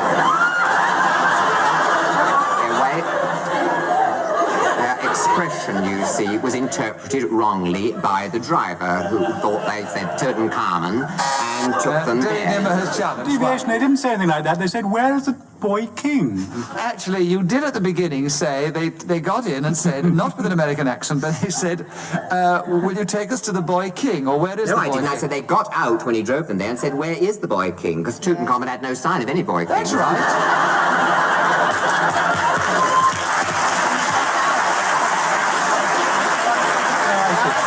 You're quite right. You did say that, Kenneth. It comes back to me now. So therefore, you never established that they got in and said, take us to Tutankhamun. Yeah. So there we are. Derek, I give the benefit of the doubt to Absolutely him. right, Yes. Kenneth, you have the subject still, and there are 34 seconds left on Tutankhamun, starting now. Well, now let us revert to the more academic. Tutankhamun, of course, means living image of Amun, who in the Egyptian mythology is the king of all the gods. Derek Nimmer has challenged. Tradition of king. This time I agree with Derek's challenge. He gains a point, and there are 23 seconds on Tutankhamun, starting now. The story of Tutankhamun is really rather a sad one, I think. Like most Spanish ladies, Carmen was particularly beautiful when she was young. But through eating a lot of fatty food, in particular fish fingers, she put on enormous amounts. You've challenged, Kenneth. Why? Deviation on a number of points. Well, would you care to give us one of those points, Terence? Because no matter how it sounds, Carmen is not on that card, no matter how it sounds. We've been through all this with our blues, Kenneth. We probably all know that Carmen is It's not one word, dearie, and he said Carmen. But we have established it is how it sounds. All right, it don't sound like Tutankhamun. It just sounds like Carmen. You've established it for us. You said it doesn't sound like Tutankhamun. Carmen doesn't sound like Tutankhamun. Well, Carmen sounds like Carmen. If it did, one would be continually mixed up between the opera and this boy king in Egypt, and everyone would wonder what they were watching. Which is exactly what Derek has very cleverly or artfully, whichever way you look at it, done for us. So you can't challenge on that, because if he wants to take the sounding to mean Tutankhamun, and they're all tooting at All right, Carmen. well, what's the tooting got to do with it then? Well, they were tooting at old Carmen because she was blowing a few raspberries to the audience or something. Now, Derek has a point because I disagree with the challenge, and there are 11 seconds on Tutankhamun or Tutankhamun starting now. Actually, of course, as she came from Spain, it would be more accurate to give her weight in kilo. Clement Freud is challenged. Two actuallys, and Yes, he's I'm afraid, repetition, yeah. There's only one action. Those 9 letters there, you can't get away from it. Would you like to take over for a minute, Kenneth? Clement, you have the subject, and there are 7 seconds left on Tutankhamun or Tutankhamun, starting now. When I went to this Glaswegian Fun Palace, my bumper car was number 210, and at the end of the allotted time... Kenneth Williams is challenged. Deviation. I mean, it's nothing to do with an Egyptian sun god. We've got Glasgow Fun Palaces, didn't we? And all this bumper car Just a minute, Kenneth, you can keep quiet. Well, what is it, Clement? My bumper car was number 210, and at the end of the allotted minute... No, Glaswegian that said, is no. I will accept Tutankhamun and this Spanish lady Carmen, but I will not set Tutankhamun. in Glasgow. Tutankhamun. Oh!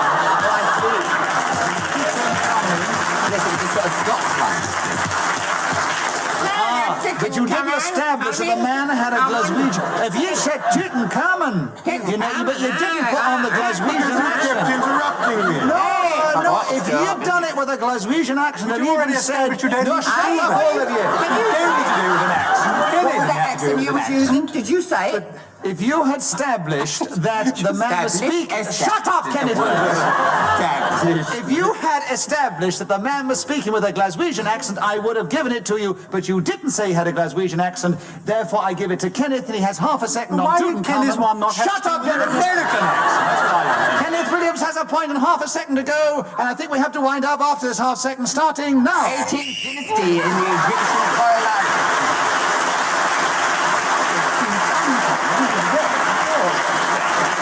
Ladies and gentlemen, I think there's only one thing to do, and that now is to wind up. At the end of this particular edition of Just a Minute, it was a very strange situation. Clement Freud, for once, and I can't remember it happening before, did finish up in 4th place. But he was only 1 point... Derek Nimmo led the applause then. He was only 1 point behind Andre Mellet, who was 4 points behind Kenneth Williams, but none of them managed to overtake Derek Nimmo, who is once again this week's winner!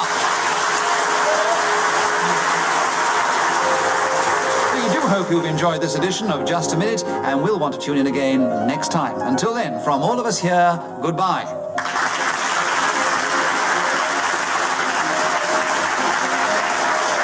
The chairman of Just a Minute was Nicholas Parsons. The programme was devised by Ian Messiter and produced by David Hatch.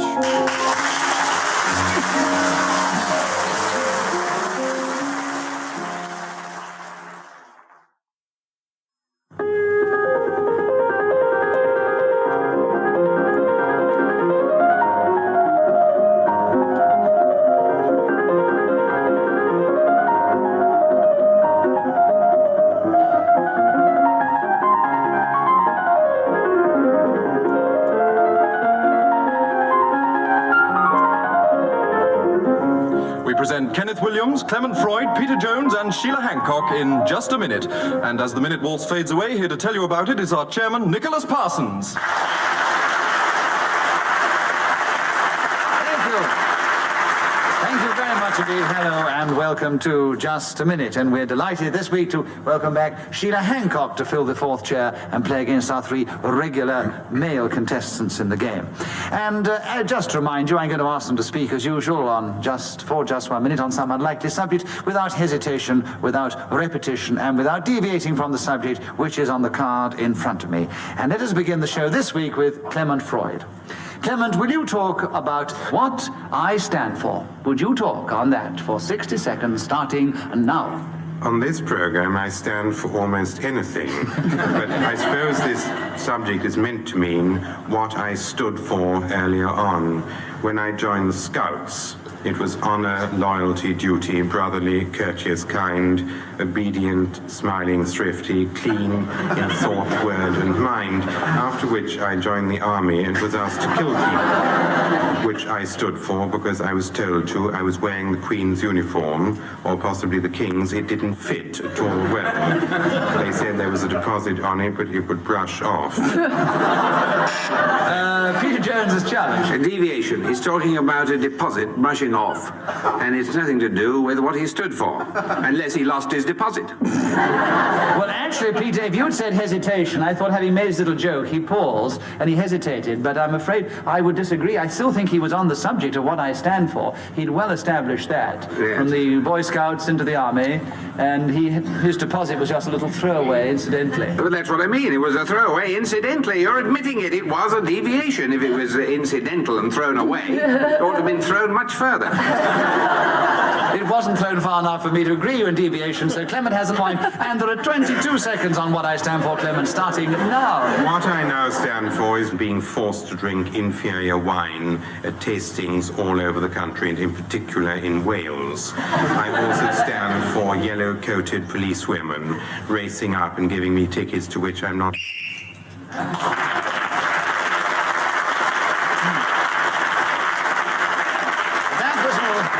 That 60 seconds is up, and whoever is speaking at on that particular moment, of course, gains an extra point. On this occasion, it was Clement Freud. In fact, he's the only one to have any points in that round, so, of course, he has a commanding lead. Clement, would you like to... No, Sheila, will you begin the next round? We haven't heard from you yet. Sheila, the subject of titles, will you talk on that for 60 seconds, starting now? Sir, my lord, my lady... Kenneth Williams is... Well, she's going so slow, it's ridiculous. Sir, my lord, I mean, anyone go on like that. know. Do you know, it reminded me... She's just slowing the whole game down and trying to get points by spinning out the colours. Do you know... Yes, she's trying. She's trying to It's a Well, actually, I quite agree, Ken. I quite agree. Do you know, it reminded me of somebody else who does exactly the same thing. Really? Yes, you. Oh. So as you were the one who challenged, I don't think I will give her the point against her, but say that was a wrong challenge, so Sheila has a point, and she has 56 seconds to continue on titles starting now. Vicomte, Hamlet, Once Upon a Time, When We Were Six, The Alleluia Chorus, Just a Minute, Petticoat Line. Just Peter getting Jones slower was and challenged. slower. I mean, it's ludicrous. But Peter Jones was the one whose challenge came in first, because his light came I on. was in first. Yeah, Peter Jones's light came on, and I take the lights, because whoever presses first... If I halo around his head, he will.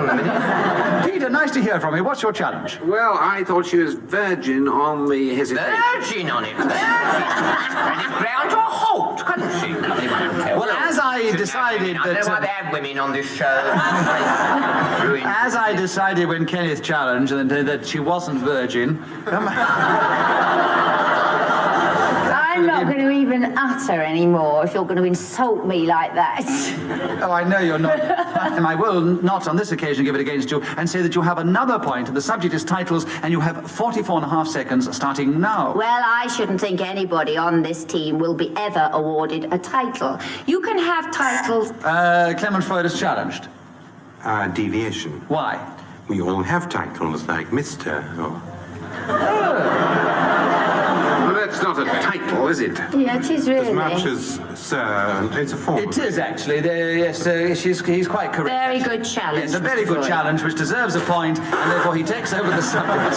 She blew a raspberry. I mean, I heard it from here. But she was sufficiently far away from the spray from the raspberry not to have landed. I do think it's a mistake to have women on this. This chorus has been taken up all round. When we all... Well, I'm not taking it up. I'd like more of them. I think it's delightful. You're after. Well, you're lucky. You have the women on your side of the hall, or the theatre, actually, Peter. They don't. I'll go home if I'm not wanted. Oh, you are, darling. As long as I Don't get be silly. paid. You're loved. I've got a warm place for you anytime. Right. I don't wish to know that. Right, we'll keep all our warm places to ourselves and get on with just a minute. And Clement Freud, you had a correct challenge, so you have a point, and you have 38 seconds on titles starting now. When you go into a public library, they're very keen on titles. First of all, they ask whether you want fiction or non-fiction, and then... Peter Jones has challenged. He repeated fiction. You did repeat the word fiction. So Peter Jones has a correct challenge and a point, and he has 30 seconds on titles starting now. Titles are terribly important because they can influence people as to whether they are going to go to the theatre or not. And the same applies to the cinema. Now, authors spend a great deal of time thinking up rather catchy and attractive names to give their works because they know that this is often much more important than the drama itself. Now, you can think of something like Charlie's Aunt, for instance, or A Little Bit of Fluff, What the Butler Saw. What an excellent...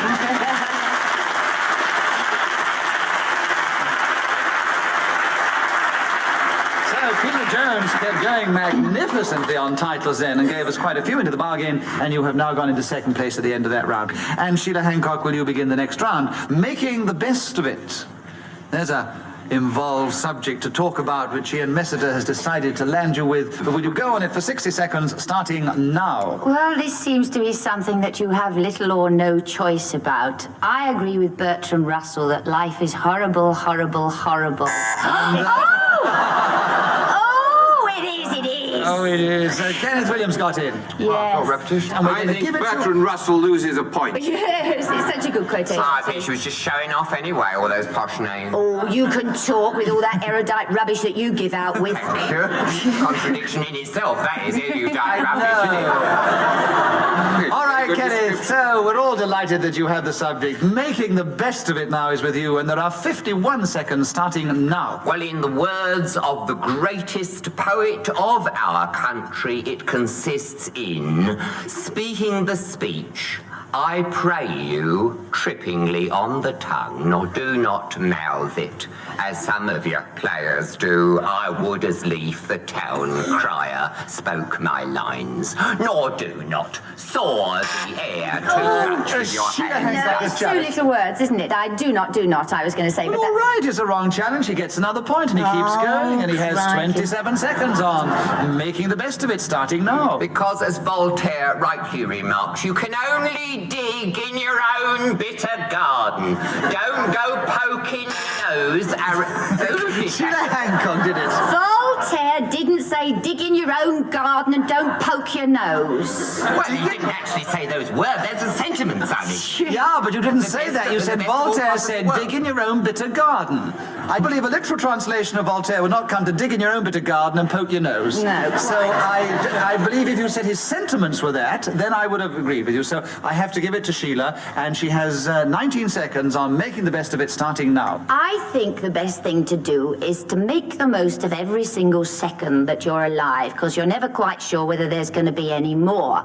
Also, as far as one's appearance is concerned, take the best thing about you and try and improve it so that people don't notice all the rotten things.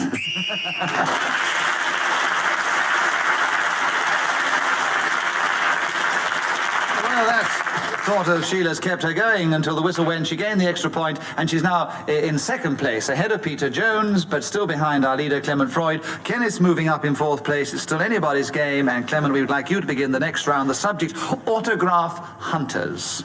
I'm sure Ian Messett has thought of this particularly for you, but would you talk about it for 60 seconds, starting now? There are in this world a very large number of people who collect autographs and, I suppose, metaphorically hunt for them. The important thing to remember is they never hunt for autographs for themselves. It's always for a niece. Peter Jones has challenged. Hunt, he repeated hunt. Well, he'd only just started. He hadn't got underway. He's gone underway to the extent of 14 seconds, and he's very clever the way he keeps going, so I think it was a very good challenge. Excellent. Excellent, here you are. 46 seconds for you, Peter, on autograph hunters, starting now. I'm always surprised that they concentrate on entertainers and people in the theatre and television, because, of course, I believe... Clement Freud. Did I buzz? I'm sorry. Yes, you did. I did. You sometimes buzz and try and think of a challenge afterwards, which is very clever. No, It didn't no. come off this time. No, I didn't. Peter, you have a point for an incorrect challenge and 37.5 seconds on autograph hunters, starting now. I suppose, in a way, this is a good thing, because if they really concentrated on people of some importance in the world, like brain surgeons and great statesmen and so on, they would slow up their work to such an extent that the world would grind to a halt. So, in a way, it's much better that they should use up our time in this way. Now, I have been asked very often for my autograph because someone has said, is he anybody, as I've come out of a theatre, and someone else has replied, no, but he seems willing.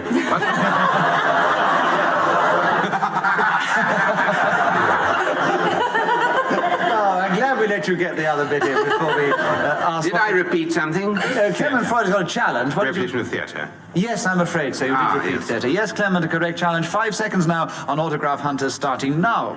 Or grandchildren, but never, ever for themselves, which is extraordinary.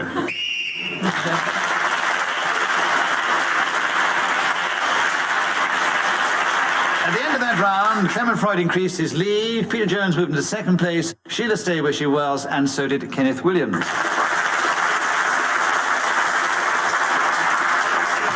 Peter Jones, will you begin the next round? Reports. Well, that went down very well with everybody concerned. Reports. Would you talk on reports for just 1 minute, starting now? Well, I think of big bangs and those things that one is given at school, one has to take home to one's parents, which say that one is...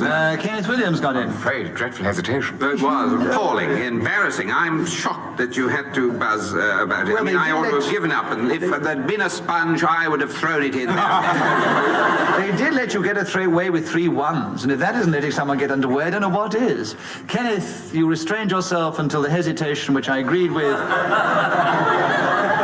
He's now wet his eyebrows, listeners, in order to get in the mood to talk to us on the subject of reports with 49 seconds left starting now. One of mine stated, quick to grasp the bones of a subject, slow to develop them. He will never get anywhere. Now, I'd like to see the master at the school wrote that down right now and bash his face in. He talked a load of rubbish. I mean, there I was. Of course, my potential wasn't exposed like an iceberg. Only a bit of me was showing. There was a load more to come out, you see. This Nick didn't understand, you see. All he could see... Sheila Hancock has challenged. Who's going to hate me for this? But two UCs right on top of one another. Yeah, there were 3 C's, actually. Ah, yeah, well, that could be called idiosyncratic speech, you see. Well, are you allowed to repeat your idiosyncrasies? No. Your idiosyncratic I'll speech. leave it on the card.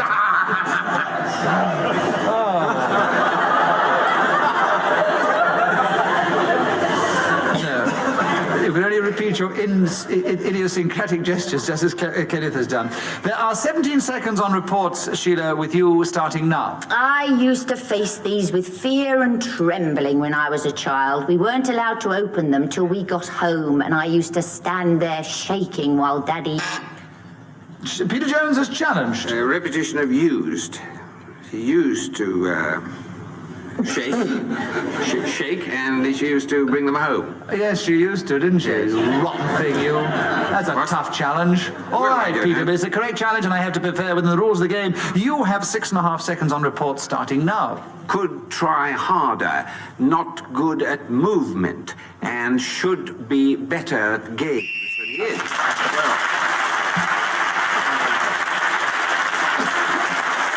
In spite of the 2 shoulds, they didn't interrupt you, Peter. You've now increased your position in second place. You're 1 point behind our leader, who is still Clement Freud, and Kenneth Williams. Will you begin the next round? Leg pulls.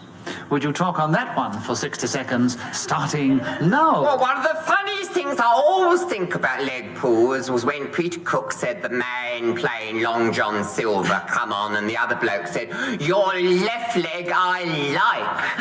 I've nothing against that. Unfortunately, neither of you. Oh, yeah. Right loads they've got in here tonight.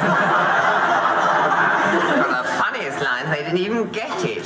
You see, to be really responsive to which you need... Kenneth, I'm so sorry to interrupt you, but Clement did challenge you. What about? Milking the audience, which I suppose would be hesitation. It would be hesitation, but he was doing us a service, wasn't he?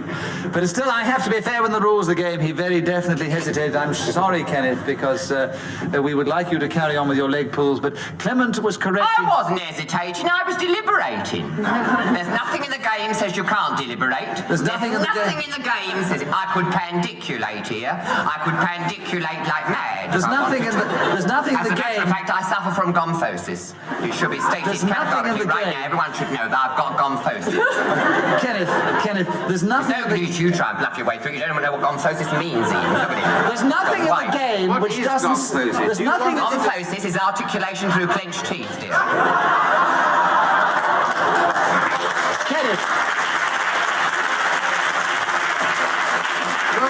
Kenneth, there's nothing in the game which says that you should shut up on occasions and let the chairman have his say.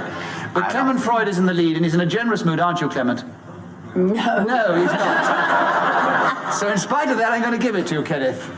Because you did milk the audience, but you did it for a purpose, and you have 39 seconds now to continue with leg pulls, starting now. Well, you couldn't have done it with Sarah Bernhardt, because she had a wooden one, and I believe played Hamlet with it on the stage, because she couldn't have left it anywhere else, could she? She had to bring it on with her. It was keeping her up, so to speak.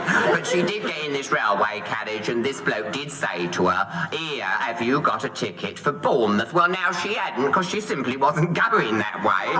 And so naturally, she just produced this slip of paper, which was given to her by the station master at Crewe, and said it would see her through any kind of trouble she was up against. Little did she know he was having her on.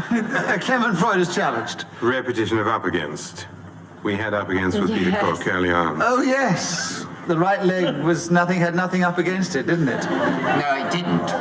What is it? The line was, I have nothing against it. Unfortunately, neither have you, so there's no up against. Right, thank you very much, Kenneth. That's what I wanted to say. So, you've proved that it was an incorrect challenge, and you have 6 seconds to continue with leg pulls starting now. I had mine pulled on the film set when they said your voice is unacceptable to the film. It's going to be all dubbed by someone else. Clement Freud is challenged. Just before the whistle, Clement, what is your challenge? Repetition of film. Kenneth Williams has another point, and he has 1 second to go on leg pulls starting now. I never said nothing of the kind.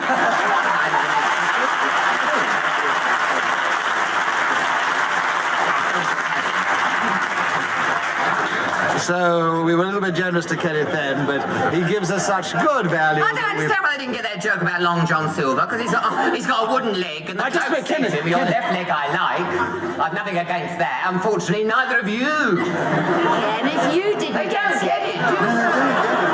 Terribly funny, because he's got nothing against it. That's why he fell over. When you first read the script, you didn't get it either, because I was there. And then you said it was sick. Insulting me. The next generation, Sheila Hancock, will you talk on that now for 60 seconds starting now? Well, I wouldn't be them for anything in the world. They have to face a cataclysmic decision, because I think really within the next 50 years we either go on or we destroy ourselves. What with pollution and bombs and... Kenneth Williams is challenged. Gosh, it's all very dreary, all this horrible prognostication of everyone being wiped out. It's horrible. I don't want to hear it. Boring. So what's your challenge? Deviation. But she mustn't deviate from being lovely, and she was. Well, I love the idea and I love the thought, and I wish she wouldn't deviate from being lovely, but she did not deviate from the subject on the card of the next generation, so I have to give her another point and tell her that she can continue for 45 seconds with the next generation starting now. And violence and greed. However, I do think we have a grain of hope, because on the whole, I think they're a pretty nice bunch. And I think... Kenneth Williams is challenged. How can they be a pretty nice bunch if they're the next generation? How do you know? Well, they're little now, my the little next girl. generation. Yeah, you haven't seen it's the next generation. How can they be a nice bunch? When you say the next generation, you mean when they're grown up. And after all, the next generation after you is me. Is it?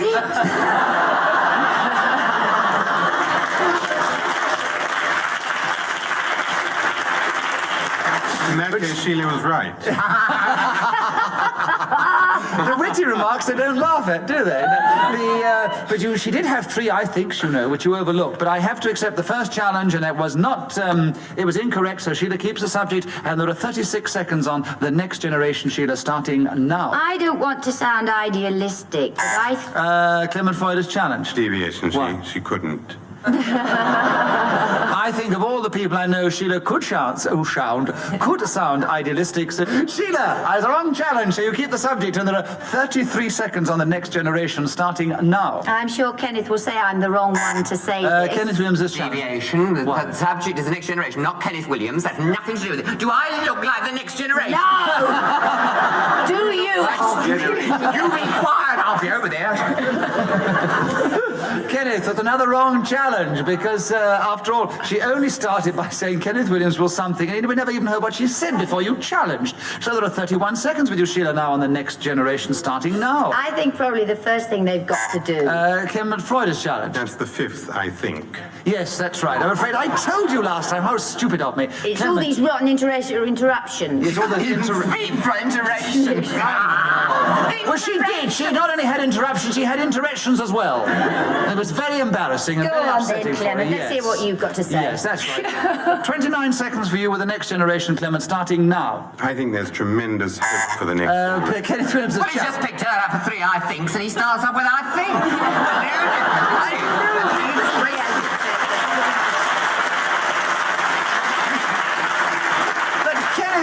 Not said I think yet. Well, nevertheless, everyone's fed up with I think. That woman over there is nodding off with it. Maybe she was thinking as well.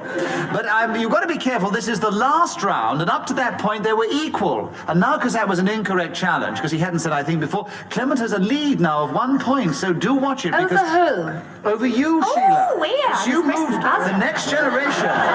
With Kenneth's incorrect challenges, move you forward very rapidly behind him. Clement, you have 27 seconds on the next generation starting now. I am firmly of the opinion that the 1980s and 90s hold a tremendous future for the young people who will go to school and university in those years. I think the country will... Sheila Hancock. Yes? Oh, what was it? What's the challenge? Repetition of I think. Oh, did you hear that? That's right, so I think we're going to have some fun yet. Oh, it's getting close. I can hardly keep a seat. Do you want to go somewhere? Go on. How do you want to go? There are 15 seconds left, Sheila, on the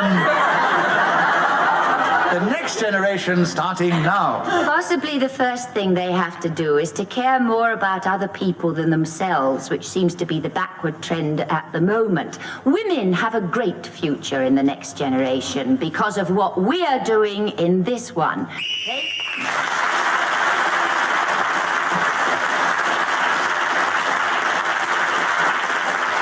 As I told you a moment ago, we were in the last round, and you now have probably guessed the final score. But let me give it to you in reverse order. Kenneth Williams was only just in fourth place behind Peter Jones, it was all very close. He was only just in third place behind Clement Floyd, who was obviously only just in second place, because by 1 point, Sheila Hancock this week becomes our winner.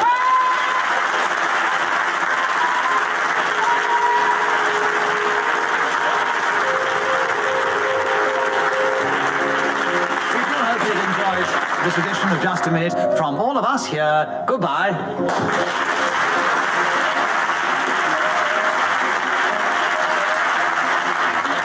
The chairman of Just a Minute was Nicholas Parsons. The program was devised by Ian Messiter and produced by David Hatch.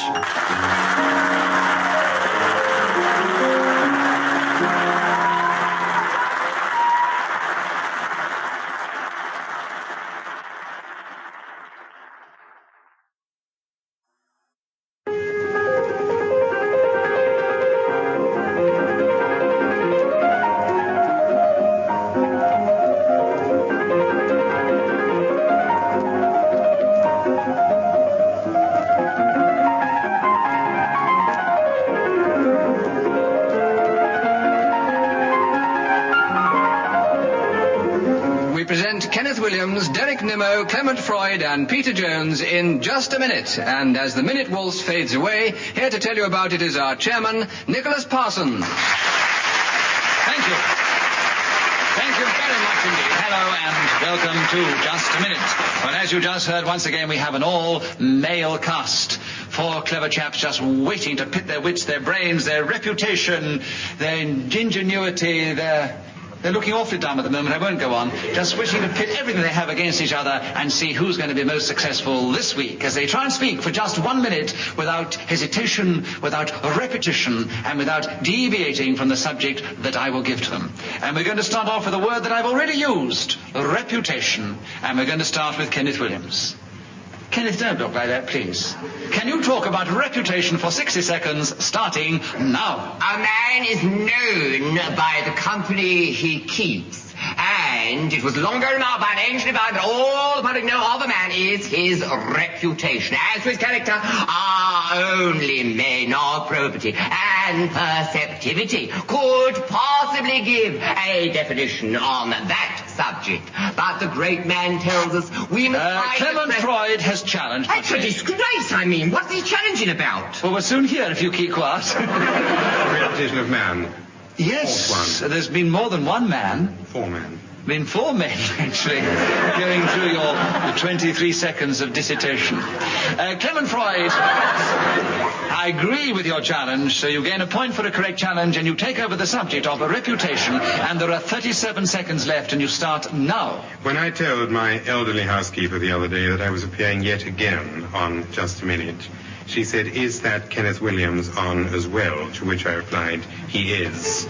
I have heard of his reputation," she said, "and it is not good. In fact, Kenneth Williams has challenged. Well, the deviation. Deviation, certainly. I've come all the way from King's Cross out to sit here to be insulted. I mean, are you going to stand for that? Are you going to agree to that? That people are saying I... Actually, just a minute, Kenneth. I would say that on Just a Minute, your reputation is good. You may have a bad reputation elsewhere. I don't know. But this rotten housekeeper... Just a minute. Well, this housekeeper but was talking about Just a Minute, and I think you have a good reputation on Just a Minute, so I'm going to give you the benefit of the doubt, say that you have a point for a correct challenge and 20 seconds for reputation, starting now. Me? Yes.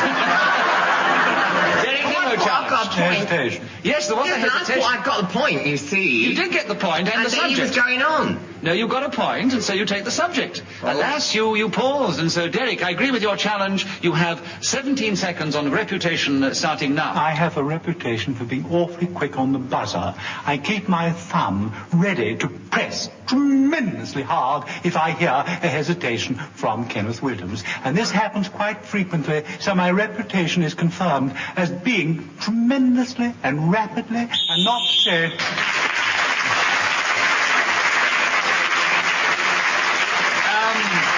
Ambassador blows a whistle for us when 60 seconds is up, as you know, and whoever is speaking at that particular moment gains an extra point. On this occasion, it was Derek Nimmo, so he has 2 at the end of that round. Clement and Kenneth both have a point. Peter Jones is yet to speak, and the next subject is espionage, and Clement Freud, we want you to begin on that subject. 60 seconds, starting now. It was a farmhouse outside Dieppe in 1943 when 28 Dutchmen were hidden under 16 bales of straw. And at about this time, a Spitfire... Derek Nimmo has challenged. Deviation. There are no thin Dutchmen, so there couldn't be 28 under 16 bales of straw.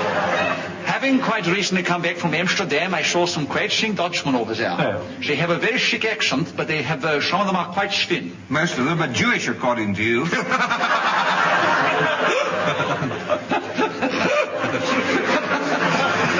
I think those were the ones hidden under the bales of straw that Clement was talking about. I disagree with the challenge. A very good try. Clement keeps the subject. 47 seconds left on espionage. Clement, starting now. The emergency exit of the aeroplanes opened, and down came 15 airmen. Peter Jones has challenged. A repetition of 15. Yes, there were 15 chaps hidden in the bales of hay, and there were With 15... respect, I hate to agree with Mr. Freud, but the number was 16 before. It was 16 before. Yes, well, that's all right. I'm glad somebody pointed out to me.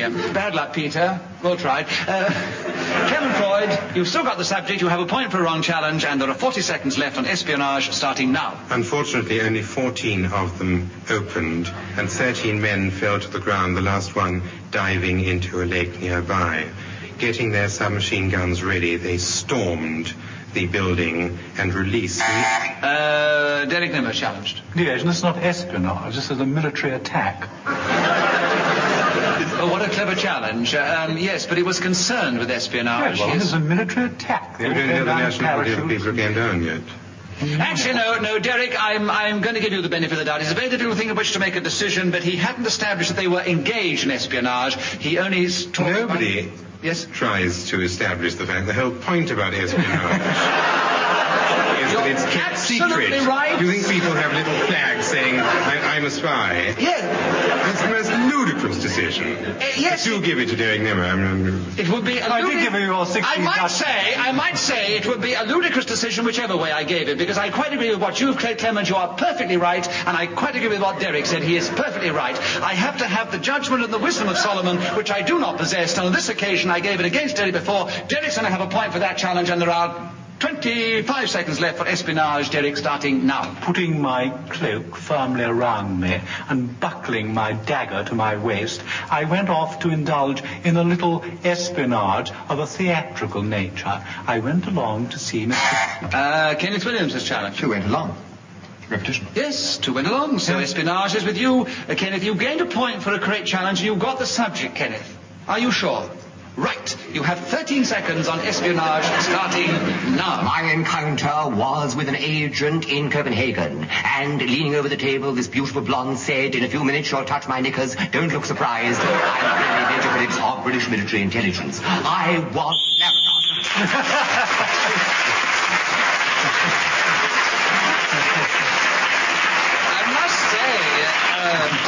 to the listeners, it's a pity the audience laughed just when they did, because I think some of them missed the payoff of Kenneth's story, which was even funnier than where they laughed. Kenneth, you were speaking there when the whistle went, so you gained an extra point for that, and you are now in the lead, Kenneth. Go on, alongside. Alongside, yes. Clement Freud and Derek Nimmo. And never win, never do. I try valiantly, but never win. But you give such value for money. Well, it's very nice of you to say so. And you have been known to win handsomely, Kenneth. Peter Jones, the subject is now with you, and the subject is Pluto. Would you talk for 60 seconds on Pluto starting now? Not the oil pipeline that provided the engines of war with the precious fluid to keep them going, nor the Greek god who flourished about 3,000 years ago in ancient Athens, but the cartoon dog created by Walt Disney and his hundreds of animators, which has become popular all over the world. I'm not too keen on it because I think it's taking bread out of the mouths of hungry actors. In fact, I'm not too keen on caricatures and Clement Freud drawings. is challenged. Two Keens. Yes, it's a pity you weren't too keen. Unless those were the hungry actors. Correct challenge, Clement. So you have Pluto for 27 seconds starting now. I also feel that the animated dog is my favorite Pluto, and I preferred him ever and anon to Mickey Mouse and all the other characters of whom I was far less fond. Derek Nimmo. Repetition of form. Yes, you have 13 seconds on Pluto starting now. Well, of course, the one I like most of all is the inhabitant of Hades, a place I've not actually as yet visited, but I feel is well high on my list. He was a brother of Zeus, and they were along down...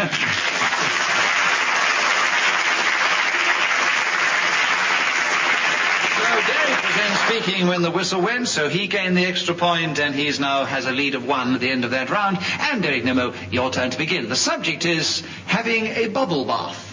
Will you talk about that delightful subject for 60 seconds, and you start now? Well, first of all, you have to select the kind of bubble that you're going to bathe in. Personally, I like non-vintage champagne. If you pour it into a well-plugged bath, then you can get in with it. And also, it's rather nice to have a pleasant companion with you, preferably of the opposite sex. And you can drink the bath water with a huge enjoyment and put on even the tiniest little bit of soap without really causing any ill will or even... Peter Jones has challenged. Hesitation. He hesitated before he said ill will. Any ill will, he said. Yes, he did, actually, but it was so slight, I don't think we could really call it a serious hesitation. Not serious enough to give you a point for it, Peter. Sorry. You mean anybody else would have been awarded a point? Is that what you mean? No, I just gave you a line, so you'll come back with one of Oh, I see, yes. Thanks very much. 34 seconds, the wrong challenge, Pete Derek, so you have a point. Having a bubble bath, 34 seconds starting now. Sometimes, of course, you can have group bubble baths. Clement Freud is challenged. A repetition of course. Oh, yes, you did. The monologue did. Yes, I you know. did. You What see, a that is true. tough I was challenge. picked up on that a lot, you know. I pressed my button as well. saying, of course, every week. Do you remember that? And they kept on picking me up. Well, you kept on saying it. Derek hasn't kept on saying it. Anyway, I have to be fair, and you did say, of course, more than once, Derek. So, Clement, I agree with your challenge, and you have 32 seconds on having a bubble bath starting now. Of course, one of the nicest things about having a bubble bath is when you have this in non-vintage sparkling Moselle, a drink which many people prefer to that which comes from Champagne, Epernay, or wheresoever. And the great joy.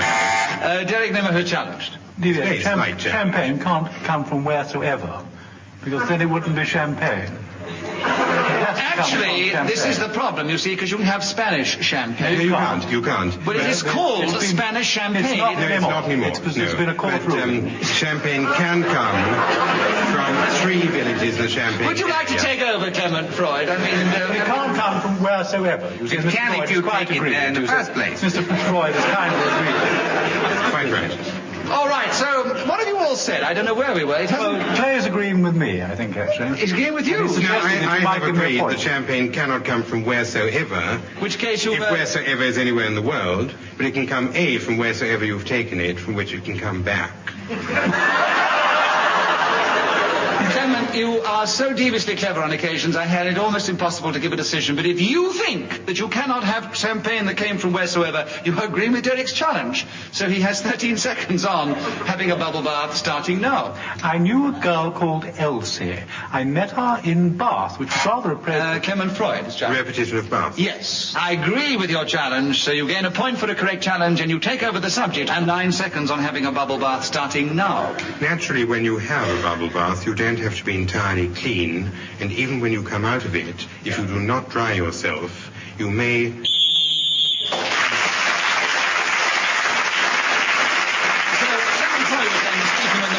He gained the extra point. He's equal in the lead with Derek Nimmo at the end of that round, and if you haven't already gauged it, I think you can sense this is going to be quite a needle match between these two.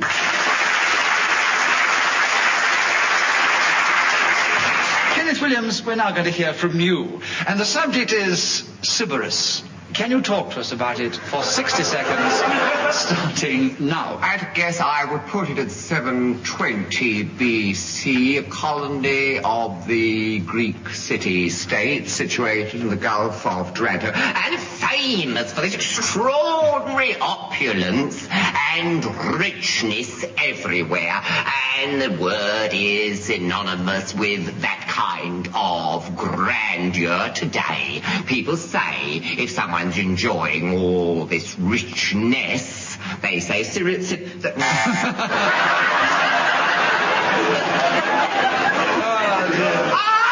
lackaday! Oh, ruined, woe is me. I was tripped up by my diction. Better than some other things to be tripped up by. Derek, you challenged. Hesitation. Yes, alas.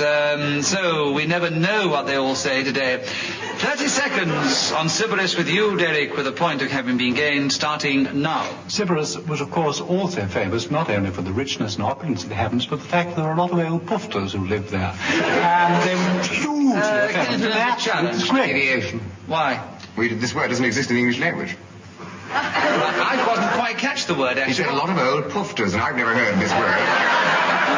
In the English language, if it is in the OED, and I presume on this game we're all expected to speak the language of the country, then if it is in the OED, I would like this. Well, I don't think the rules have ever been so precisely defined as to say whether we've got to use only well, words... Well, time they were precisely defined. Oh, well, I'll have to ask here Messer to define them and tell me whether we can only use words that are used in the Oxford English Dictionary. Mr. Parsons, do you know what a pufter is? No, but put it this way, I can make a really good guess. So what I'm going to do is to put this pufter question to the audience. Put it to Ben.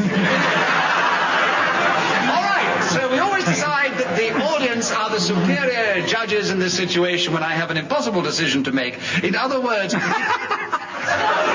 if you agree with Kenneth's challenge... But the word doesn't exist. No, that's not your challenge. Yes, it is. Deviation because the word doesn't exist. All right, the deviation because the word doesn't exist. You cheer for Kenneth or you boo Kenneth, in which means you're supporting Derek. And when you cheer and boo together, now...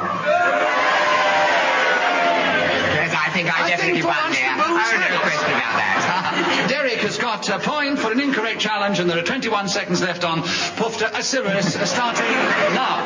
He is effeminate for adventure. Banned from Sybaris. Kenneth Williams' challenge. Why? This is totally devious. There were no such elements in the population of this city. How do you know? Because I've read Edward Gibbon. How does he know it wasn't there? Because there was a vast amount of annotation at the time by contemporary historians. Well, and if this had occurred, it would be a feature of the age, just as virility was a feature of the Tudor age, and just as decadence was, say, a feature, rightly, I suppose, of the 18th century. Join on the subject now.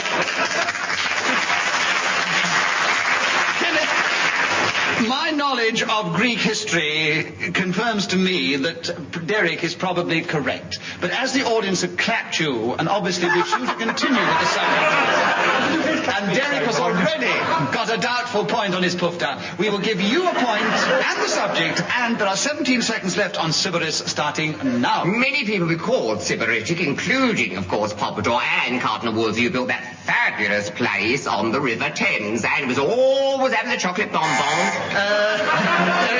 Challenge, what? Repetition of bomb. Right into it. Oxford English Dictionary, which only Kenneth speaks by, bonbon is a hyphenated word. If you hyphenate two words, you surely must be doing it to make them into one word. And he used it in the plural, so the second syllable has an S. So, bad luck, Derek. Kenneth has another point. And there are 7 seconds on the Sybaris starting now. Also, the Sun King, as he was often... Derek Nimmo has challenged. He's deviated from the subject. He's talking about people who are Sybaritic rather than Sybaris. Related to the word, isn't it? You great nit! Of course it is. If you said luxurious, that'd be related to Luxor, wouldn't it? Of course it's related. Oh, there's no deviation there. It's related, all right. 4 seconds on Sybaris, Kenneth, starting now. Yes, and of course, but there... Oh, no! Clement Freud is challenged. Repetition of course. What a pity. Clement, you have 2 seconds on Sybaris starting now. And the woman came in and said, Sybaris ready.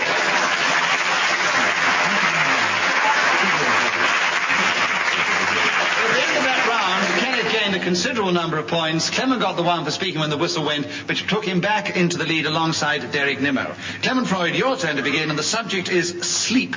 Would you talk to us about that for 60 seconds, and you start now. Samuel Taylor Coleridge, that great poet who wrote the rhyme of the Ancient Mariner, when mentioning sleep, said, "Oh, sleep, it is a gentle thing, beloved from pole to the other extremity. To Mary Queen the grace was given, she brought the gentle sleep from heaven that slid into my soul.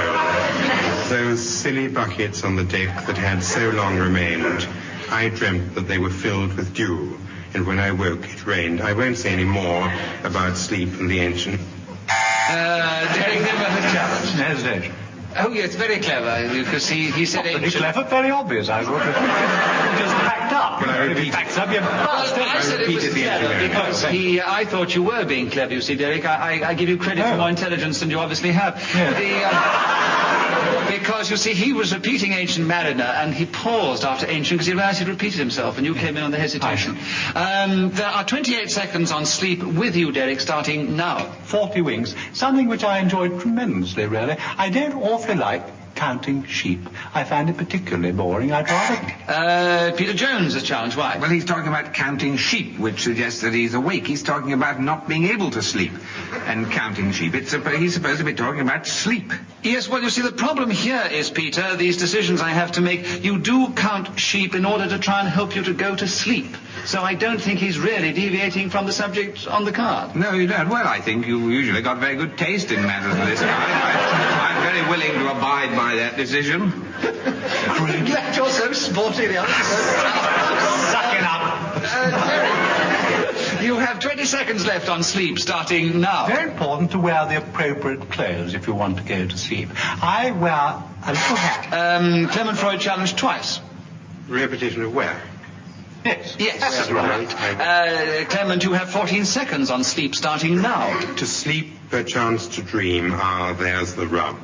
This is what Shakespeare said, or one of his characters was said to have said. Kenneth Williams yes, hesitation because he was repeating himself incessantly. In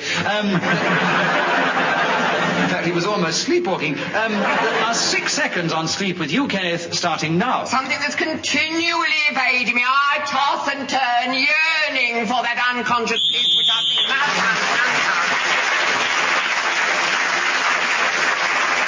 At the end of that round, the situation is exactly the same before. Derek and Clement are equal in the lead. A little way behind, only 2 points is Kenneth, and somewhat further behind is Peter Jones. And Kenneth Williams, your turn to begin. And the subject is hardly anything. Can you talk? On hardly anything, yes, you may well look like that. I feel like that, thinking some of the decisions I might have to make. Hardly anything, starting now. I suppose this refers to the thing which almost is there and yet not quite. So we say hardly anything when we really mean that a manifestation of some kind or another has been exhibited. So, of course, the thing can be applied, in a sense, to an accent. You say hardly a tree, hardly a weed. Derek Nimmo's challenged you. Repetition of two of Hardleys without any anythings with them. Yes, and so close together as well. Too close together. Yeah. Derek, I agree with your challenge. You have a point in 34 seconds. I have no idea what he was talking about. You always said Well, sometimes he sort of bewitches us with sort of theatrical science by going off into such a delicious character that we hardly listen to what he's saying. 34 seconds on hardly anything with you, Derek, starting now. Of course, if one is indulging in espionage and one's reputation is at stake, it's very important to talk about hardly anything, particularly if you're with a lot of old poofters and sibberers having... Therefore, if you find yourself sleeping, you will, of course, be aware. Clement Freud's challenge, why? Repetition of course. If nothing else, I will get people to stop saying of course for pointless reasons in this game. You can't stop them saying it in private life as well, we hope. Yes. What a pity, because he was... Derek always makes a note of every subject when I give them to him, and he was very cleverly going through them all there, and he nearly went up to the bell. Clement, I agree with you, of course. There are 15 seconds on hardly anything starting now. There's hardly anything that I'm not prepared to talk about, but in view of the subject, which is hardly anything, I will have to skirt over such things as I will mention in the next few seconds which are left to me by the chairman. Hardly anything...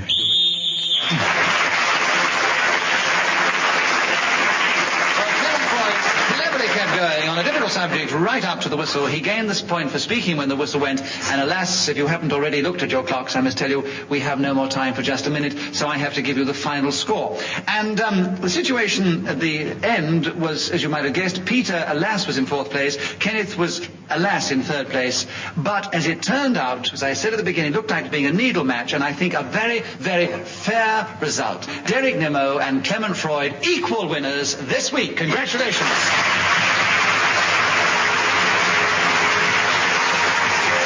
Hope you've enjoyed this edition of Just a Minute, and we'll want to tune in again next time. Until then, from all of us here, goodbye.